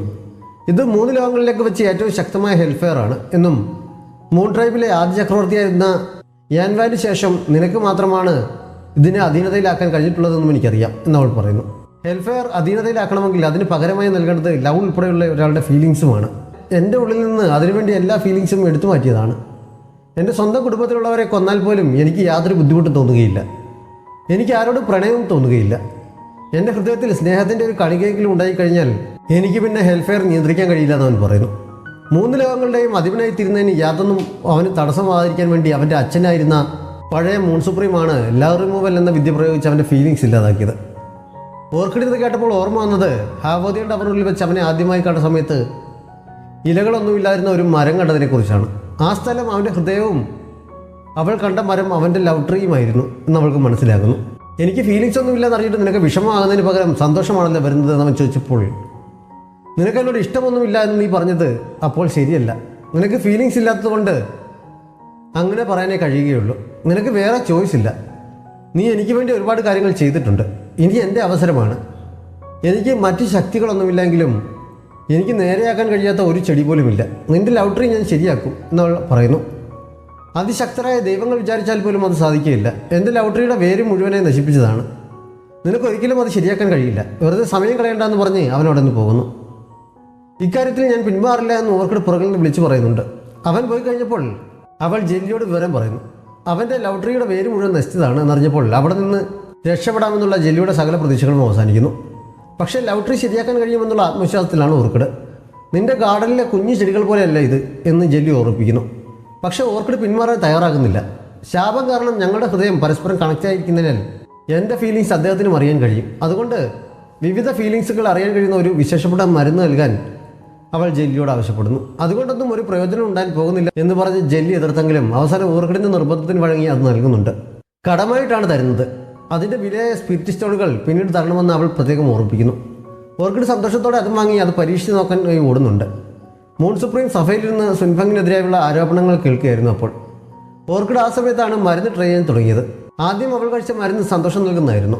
മരുന്ന് കഴിച്ചതും അവൾക്ക് സന്തോഷം അനുഭവപ്പെടുന്നതിനാൽ അവൾ ചിരിക്കാൻ തുടങ്ങുന്നു. വളരെ സീരിയസ് മാറ്റർ ഡിസ്കസ് ചെയ്തുകൊണ്ടിരിക്കുകയായിരുന്ന മൂൺ സുപ്രീം ഓർക്കിഡിനെ കാണാൻ പോകുന്നതിന് മുമ്പ് മോതിരം മൂരി വെച്ചിരുന്ന കാരണം അവൾക്കൊപ്പം ചിരിക്കാൻ തുടങ്ങുന്നു. അവൻ്റെ മുന്നിൽ നിൽക്കുകയായിരുന്ന രാജാക്കന്മാരും ഷെങ്ഷയും എല്ലാം ആകെ അമ്പരക്കുന്നു. എത്ര ശ്രമിച്ചിട്ടും അവന് നിയന്ത്രിക്കാൻ കഴിയുന്നില്ല. സിൻഫങ്ങിനെ കൊല്ലാൻ തക്കതായ ഒരു കാരണം കിട്ടിയതിൻ്റെ സന്തോഷത്തിലായിരിക്കുമോ അദ്ദേഹം ചിരിക്കുന്നതെന്നൊക്കെ രാജാക്കന്മാർ തമ്മിൽ പറയുന്നുണ്ട്. അപ്പോഴാണ് ഓർക്കിഡ് അടുത്ത മരുന്ന് കഴിച്ചത്. വിഷമം ഉണ്ടാക്കുന്നതായിരുന്നു അത്. അവൾ കരയാൻ തുടങ്ങിയതോടൊപ്പം അവനും കരയാൻ തുടങ്ങുന്നു.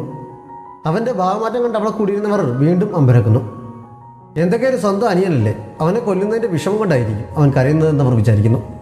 ഷെങ്ഷയ്ക്ക് മാത്രം സംഭവം പിടികിട്ടിയിരുന്നു. കരയുന്നതിനിടയിൽ എല്ലാവരോടും അവിടെ നിന്ന് ഇറങ്ങിപ്പോകാൻ മൂൺ സുപ്രീം ആജ്ഞാപിക്കുന്നു. ഷെങ്ഷയുടെ മോതിരം എടുത്തുകൊണ്ട് വരാനും പറയുന്നു. ഷെങ്ഷ ആൾറെഡി അതിനായി ഒരാളെ പറഞ്ഞു വെച്ചിരുന്നതിനാൽ പെട്ടെന്ന് തന്നെ മോതിരം കൊണ്ടുവരുന്നുണ്ട്. അത് വിരലിലണിഞ്ഞ ശേഷമാണ് അവൻ ശാന്തനായത്. സ്വയം നിയന്ത്രിക്കുന്ന വിധത്തിലായപ്പോൾ ഓർക്കിഡിനെ ഇവിടേക്ക് പിടിച്ചുകൊണ്ടുവരാൻ അവൻ ഷെങ്ഷയോട് പറയുന്നു. ഓർക്കിഡിനൊപ്പം എത്തിയ ജെല്ലിയെ അവൻ മന്ത്രവിദ്യ ഉപയോഗിച്ച് അന്തരീക്ഷത്തിൽ പൊക്കി നിർത്തി കഴുത്തിയായിരിക്കുന്നു. അവളെ വെറുതെ വിടണം, ഇനി ഇങ്ങനെയുള്ള തെറ്റ് ആവർത്തിക്കില്ല എന്ന് ഓർക്കിഡ് കരഞ്ഞുകൊണ്ട് പറയുന്നു. അവനവളെ താഴേക്ക് ഇടുന്നുണ്ട്. ഇനി ഇങ്ങനെ വല്ലതും സംഭവിച്ചാൽ നിന്നെ ഞാൻ കൊന്നുകളയുമെന്ന് അവൻ ഓർക്കിഡിനെ ഭീഷണിപ്പെടുത്തുന്നു. ദേവലോകത്ത് ഈ സമയം ഷെങ്ഹാങ് ആവശ്യപ്പെട്ടതനുസരിച്ച് ചക്രവർത്തി സീൽ ചെയ്ത് വെച്ചിരുന്ന അവൻ്റെ ശക്തി റോങ് തുറന്നു കൊടുക്കുന്നു. ഉടൻ തന്നെ അവൻ വീണ്ടും ഓർക്കിഡിനെ അന്വേഷിച്ച് പുറപ്പെടാൻ തുടങ്ങുന്നു. നീ ഇഷ്ടപ്പെടുന്നത് ഓർക്കിഡിനെയാണ് എന്ന് ഞാൻ എപ്പോഴേ മനസ്സിലാക്കി കഴിഞ്ഞു. അതുകൊണ്ട് ഞാൻ നിന്നെ തടയില്ല എന്ന് റോങ് അവനോട് പറയുന്നു. ഷെങ്ഹാങ് ചക്രവർത്തിയുടെ കണ്ണു വെട്ടിച്ച് ഓർക്കിഡിനെ അന്വേഷിച്ച് വീണ്ടും പുറപ്പെട്ടെങ്കിലും ചക്രവർത്തി വിവരം പറഞ്ഞ് വഴിയിൽ വെച്ച് അവനെ തടയുന്നു. അദ്ദേഹം നേരിട്ട് അവൻ്റെ മുന്നിലേക്ക് വരുന്നില്ല. ശബ്ദം മാത്രമേ കേൾക്കാൻ സാധിക്കുന്നുള്ളൂ. ഓർക്കിഡിനെ എനിക്ക് ഇഷ്ടമാണ്, ആരൊക്കെ എതിർത്താലും ഞാൻ അവളെ രക്ഷിക്കാൻ പോകുമെന്ന് പറഞ്ഞ് ഷെങ്ഹാങ് അദ്ദേഹത്തെ എതിർക്കാൻ ശ്രമിക്കുന്നു. പക്ഷെ ചക്രവർത്തി തൻ്റെ ശക്തി ഉപയോഗിച്ച് അവനെ ബന്ധിച്ച ശേഷം അവന് ശിക്ഷയായി യുദ്ധദേവത എന്ന ടൈറ്റിൽ എടുത്തു മാറ്റുകയും അവനെ ഹാവോദിയൻ ടവറിനുള്ളിൽ ബന്ധിക്കാൻ ആജ്ഞാപിക്കുകയും ചെയ്യുന്നു. ഐഷ്യ സിറ്റിയിലുള്ളവരുടെ പിടിയിൽ നിന്ന് രക്ഷപ്പെടാനായി ഓർക്കിഡിൻ്റെ അടുത്ത് അഭയം ചോദിച്ചെത്തിയ ജെല്ലി ഇപ്പോൾ മൂൺ സുപ്രീമിൻ്റെ കൈകൊണ്ട് കൊല്ലപ്പെടുമെന്നുള്ള അവസ്ഥയിലാണ്. അവൾ അതിനെക്കുറിച്ച് ചിന്തിച്ച് വിഷമിച്ചിരിക്കുമ്പോൾ രാത്രി റൗണ്ട്സിന് ഇറങ്ങിയ ഷെങ്ഷെ അവളെ കാണുന്നു. ആർബിറ്റർ ഹാളിൽ ഇരിക്കാതെ അസമയത്ത് അവൾ എന്തിനാണ് അവിടെ വന്നിരിക്കുന്നതെന്ന് ചോദിച്ച് അവൻ അവളെ ചോദ്യം ചെയ്യുന്നു. ജെല്ലി തൻ്റെ വിഷമാവസ്ഥ അവനോട് തുറന്നു പറയുന്നുണ്ട്. ഓരോന്ന് പറയുന്ന കൂട്ടത്തിൽ അവൾ അനാഥയാണെന്ന് അറിഞ്ഞപ്പോൾ അവന് കുറച്ച് സോഫ്റ്റ് കോർണർ തോന്നുന്നു. ഞാനും അനാഥനായാണ് വളർന്നത് എന്ന് പറഞ്ഞ് അവൻ തൻ്റെ ചെറുപ്പത്തിലെ കാര്യങ്ങളും അവളോട് പറയുന്നുണ്ട്. അനാഥനായതുകൊണ്ട് തന്നെ ചെറുപ്പത്തിൽ ഒരുപാട് പേർ അവനെ ചൂഷണം ചെയ്യാൻ ശ്രമിച്ചിട്ടുണ്ട്. അതുകൊണ്ട് ജീവിതത്തിൽ ഒരിക്കലും അവരെ പോലെ ആകരുത്. ആത്മാർത്ഥതയും സത്യസന്ധതയും വിശ്വസ്തതയുമുള്ള ഒരാൾ ആവണമെന്ന് ഞാൻ അന്ന് തീരുമാനിച്ചതാണ് എന്നവൻ പറഞ്ഞപ്പോൾ അവൾ അതിനോട് യോജിക്കാതെ അവനെ കളിയാക്കുന്നു.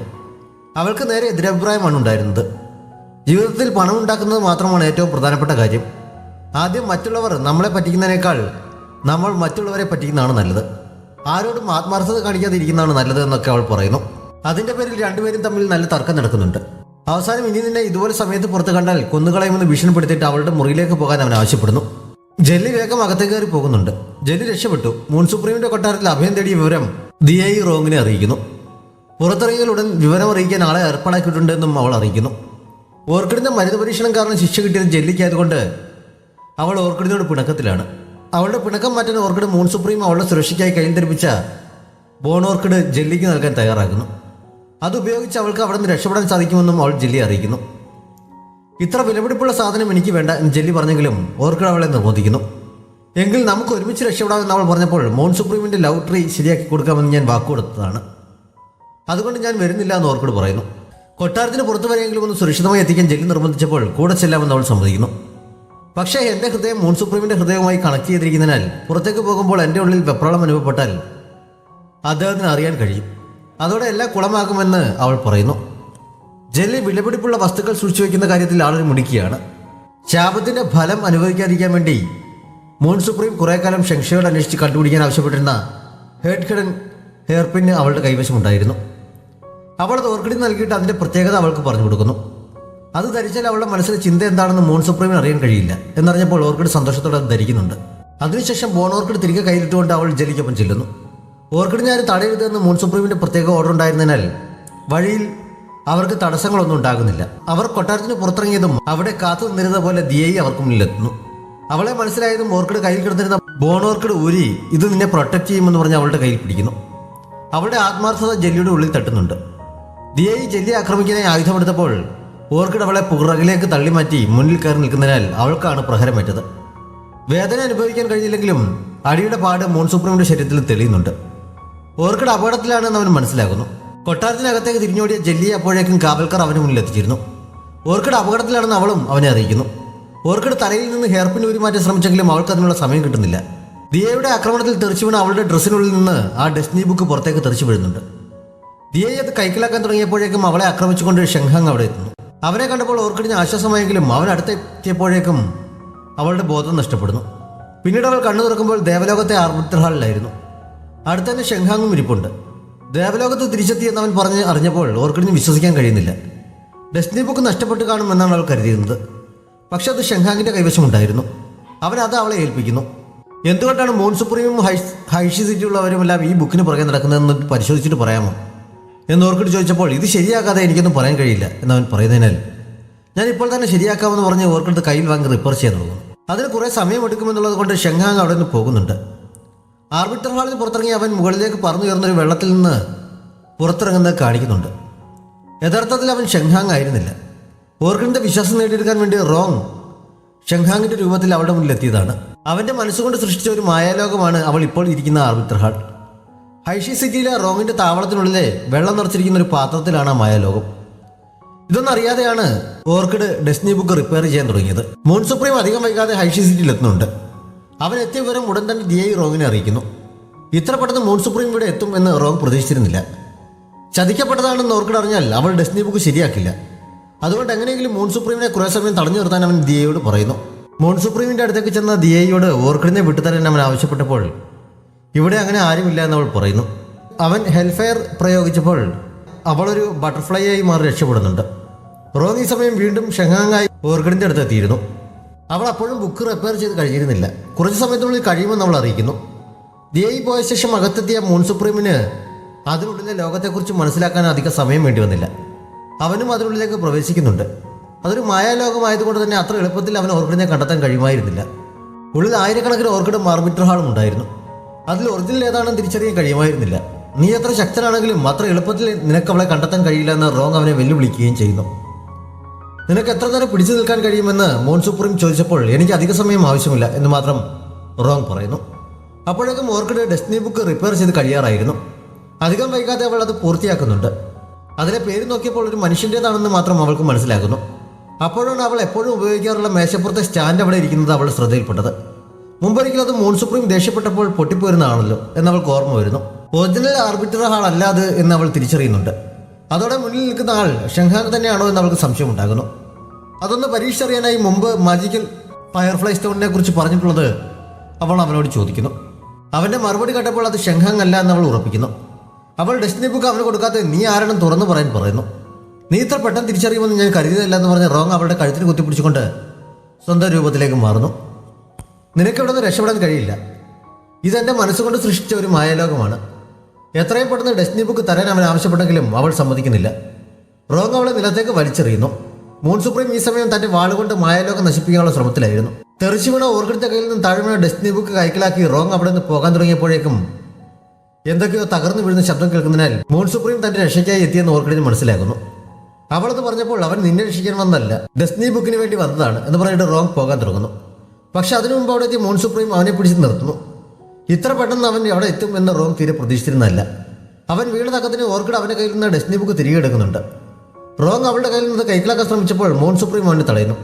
നീ ആരാണ്, നിനക്ക് എന്തിനാണ് ഈ ഡെസ്റ്റിനി ബുക്ക് എന്നൊക്കെ മൂൺ സുപ്രീം അവനോട് ചോദിച്ചപ്പോൾ അവൻ മറുപടി പറയാത്തതിനാൽ ഞാൻ തന്നെ കണ്ടുപിടിച്ചോളാമെന്ന് പറഞ്ഞ് റോങ്ങിൻ്റെ മുഖംമൂടി മാറ്റാനായി അവൻ അടുത്തേക്ക് ചെല്ലുന്നു. പക്ഷെ അവനത് ചെയ്യുന്നതിന് മുമ്പ് ദിയയെ അവിടെ എത്തി ഓർക്കിഡിനെ ആക്രമിക്കുന്നു. മൂൺ സുപ്രീം അവളെ സഹായിക്കാൻ പോയ തക്കത്തിന് റോങ് അവിടെ നിന്ന് രക്ഷപ്പെടുന്നു. മൂൺ സുപ്രീം ഓർക്കിഡിനോട് ഒന്നും ചോദിക്കാൻ നിൽക്കാതെ അവളെയും കൊണ്ട് ആ മായാലോകത്ത് നിന്ന് പുറത്ത് കിടക്കുന്നു. പുറത്തിറങ്ങിയപ്പോഴും അവൻ മൈൻഡ് ചെയ്യാതെ പോകാൻ തുടങ്ങുന്നത് കണ്ട് ഓർക്കിഡ് എന്തോ പറയാൻ വിളിച്ചെങ്കിലും അവനും തിരിഞ്ഞു നിന്നിട്ട് അവൾ പറഞ്ഞു തുടങ്ങിയപ്പോഴേക്കും ജാടയിട്ട് പോകുന്നു. അവൻ ദേഷ്യത്തിലാണെന്ന് മനസ്സിലാക്കുന്ന ഓർക്കിഡ് അവൻ്റെ പുറകെ ഓടി ചെല്ലുന്നുണ്ട്. സോൾ ട്രാൻസ്ഫറിംഗ് ഗ്രൗണ്ടിലേക്കാണ് അവർ പോയത്. അവിടെ എത്തിയപ്പോഴേക്കും ഓർക്കിഡിൻ്റെ ക്ഷമ നശിച്ചിരുന്നു. എന്നോട് ക്ഷമിക്കണമെന്ന് പറഞ്ഞവൾ അവൻ്റെ പുറകെ ചെല്ലുന്നു. പെട്ടെന്ന് അവൻ തിരിഞ്ഞു നിന്നിട്ട്, നീ എങ്ങോട്ടാണ് ഓടിപ്പോകാൻ ശ്രമിച്ചത്? എൻ്റെ മുന്നിൽ നിന്ന് എങ്ങോട്ട് പോകരുതെന്ന് ഞാൻ നിന്നോട് പറഞ്ഞിട്ടുള്ളതല്ലേ? ഇന്ന് ഞാൻ എത്താൻ കുറച്ചു താമസിച്ചിരുന്നെങ്കിൽ നീ ഉറപ്പായി കൊല്ലപ്പെട്ടേനെ, അറിയാമോ എന്ന് ചോദിച്ചവൻ ഭയങ്കരമായി ദേഷ്യപ്പെടുന്നു. ഞാൻ ഓടിപ്പോകാൻ ശ്രമിച്ചതല്ല, നിന്റെ ലൗട്ടറി ശരിയാക്കാതെ ഞാൻ എങ്ങോട്ടേക്കും പോവുകയില്ല. ഞാൻ ജെല്ലിയെ സഹായിക്കാൻ ശ്രമിച്ചതാണ് എന്നവൾ പറഞ്ഞപ്പോൾ അതൊന്നും എനിക്കറിയണ്ട. ഇനി മുതൽ ഞാൻ അറിയാതെ നീ എങ്ങോട്ട് പോകാൻ പാടില്ല. എപ്പോഴും നീ എൻ്റെ കൺമുന്നിൽ തന്നെ ഉണ്ടാകണം. എവിടെ പോയാലും എന്നോട് പറഞ്ഞിരിക്കണം എന്നൊക്കെ അവൻ ദേഷ്യത്തിൽ തന്നെ പറയുന്നു. ഓർക്കിഡ് സമ്മതിക്കുന്നുണ്ട്. അതിനുശേഷമാണ് അവളുടെ തോളിൽ മുറുകെ പിടിച്ചിരിക്കുന്നതൊക്കെ അവൻ ശ്രദ്ധിക്കുന്നത്. അവൻ പിടിവിട്ട് തിരിഞ്ഞു നടക്കുന്നുണ്ട്. അവൻ വളരെ ദേഷ്യത്തിലാണ് അത്രയും പറഞ്ഞതെങ്കിലും ഓർക്കിഡ് കേട്ടപ്പോൾ സന്തോഷമാണ് തോന്നിയത്. അവൻ തൻ്റെ കാര്യത്തിൽ എത്രത്തോളം കെയർ ചെയ്യുന്നുണ്ടെന്ന് ശരിക്കും മനസ്സിലാക്കാൻ കഴിഞ്ഞ സന്തോഷത്തിൽ അവൾ അവൻ്റെ പുറകെ ചെല്ലുന്നു. മൂൺ സുപ്രീം തൻ്റെ ഹെൽഫെയർ ഉപയോഗിച്ച് സോൾ ട്രാൻസ്ഫോം ചെയ്യുന്ന പാത്രം പൂർണ്ണമായി നശിപ്പിക്കുന്നു. അതോടെ ഹൈഷി സിറ്റിയിൽ എപ്പോഴും മൂടി നിന്നിരുന്ന മഞ്ഞും ഇരുട്ടുമെല്ലാം മാറി സൂര്യൻ തെളിയുന്നുണ്ട്. അത്രയും കാലം അവിടെ ഈവിൾ സ്പിരിറ്റായി മാറിക്കൊണ്ടിരുന്നവരുടെ ബാക്കി നിന്ന ആഗ്രഹങ്ങളും മറ്റുമാണ് അങ്ങനെ മഞ്ഞും ഇരുട്ടുമായി നിന്നിരുന്നത് എന്ന് ഓർക്കിഡിന് മനസ്സിലാക്കുന്നു. വളരെ നല്ലൊരു കാര്യമാണ് ചെയ്തത് എന്ന് പറഞ്ഞ് അവൾ അവനെ അഭിനന്ദിക്കുന്നുണ്ട്. അവനിപ്പോൾ അത്യാവശ്യം നല്ല മൂഡിലാണെന്ന് തോന്നിയതിനാൽ അവൾ പതുക്കെ അവൻ്റെ മുന്നിലേക്ക് കയറിയെന്ന് ഞാൻ ഡെസ്റ്റിനി ബുക്ക് ശരിയാക്കിയെന്ന് പറഞ്ഞത് അവന് നീട്ടുന്നു. അവനത് വാങ്ങി നോക്കിയിട്ട്, നീ ഇത്ര പെട്ടെന്ന് ഇത് ശരിയാക്കാൻ എന്താണ് കാരണമെന്ന് ചോദിക്കുന്നു. ഓർക്കിഡ് ആദ്യം കള്ളം പറഞ്ഞെങ്കിലും അവസാനം സത്യം പറയേണ്ടി വരുന്നു. ഹൈഷി സിറ്റിയുടെ ലോഡ് ഷെങ്ഹാങ്ങിൻ്റെ രൂപത്തിൽ വന്ന് ആവശ്യപ്പെട്ടത് കൊണ്ടാണ് അവളത് പെട്ടെന്ന് ശരിയാക്കിയതെന്ന് അറിഞ്ഞപ്പോൾ അവന് വീണ്ടും ദേഷ്യം വരുന്നു. അവൻ പിണങ്ങിപ്പോകാൻ തുടങ്ങിയപ്പോൾ അവൾ അവനെ തടഞ്ഞിട്ട് സോപ്പിടാനായി, നീ ഒരിക്കലും എൻ്റെ വുഡൻ സ്റ്റാൻഡ് പൊട്ടിച്ചത് ഓർമ്മയുണ്ടോ? അതിനെക്കുറിച്ച് നമുക്ക് രണ്ടുപേർക്കും മാത്രം അറിയാവുന്നത് കൊണ്ടാണ് എനിക്ക് അവൻ്റെ കള്ളത്തരം മനസ്സിലാക്കാൻ കഴിയുന്നത് എന്ന് പറയുന്നുണ്ട്. ആ മായാലോകത്ത് എന്നെ പോലെയുള്ള ആയിരക്കണക്കിന് ഓർക്കിഡുകൾ ഉണ്ടായിരുന്നു എന്നവൻ പറയുന്നത് കേട്ടല്ലോ. നീ എങ്ങനെയാണ് എത്ര പെട്ടെന്ന് ശരിക്കുമുള്ള എന്നെ കണ്ടുപിടിച്ചതെന്ന് അവൾ ചോദിക്കുന്നു. അവൻ നിന്നെപ്പോലെ തന്നെയുള്ള 1000 ഓർക്കിഡിനെ എൻ്റെ മുന്നിൽ കൊണ്ട് നിർത്തിയാലും ഒറ്റ നിമിഷം കൊണ്ട് എനിക്ക് നിന്നെ തിരിച്ചറിയാൻ കഴിയും.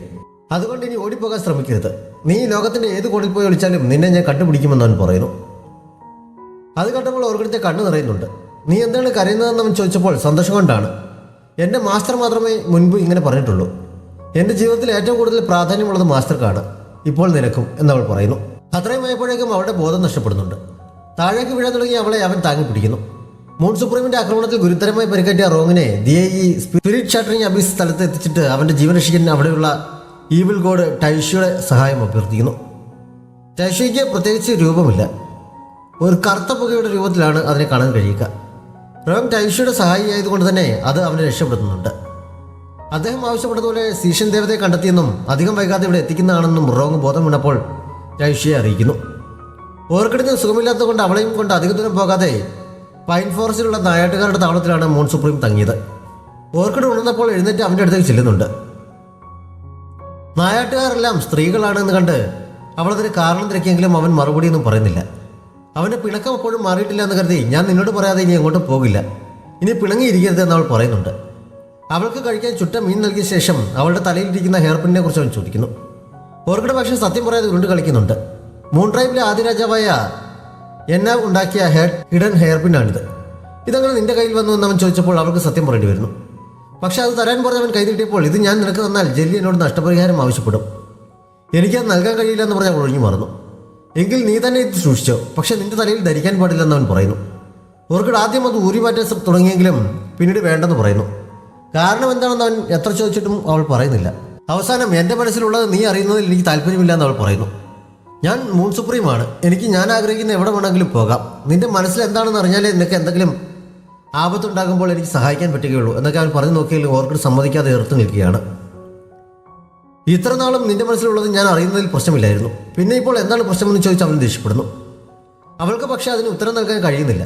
അവൾ മിണ്ടാതെ നിൽക്കുന്ന കണ്ട് അവൻ ദേഷ്യപ്പെട്ട് നേരത്തെ അവൾ കിടന്നിടത്ത് പോയി കിടക്കുന്നു. ഓർക്കിഡിനിപ്പോൾ അവനോട് ഒരു ഇഷ്ടം തോന്നി തുടങ്ങിയിരിക്കുന്നു. പക്ഷേ അവനത് മനസ്സിലാക്കുമെന്ന ഭയം കാരണമാണ് മനസ്സിലുള്ളത് അറിയണ്ട എന്നവൾ പറഞ്ഞത്.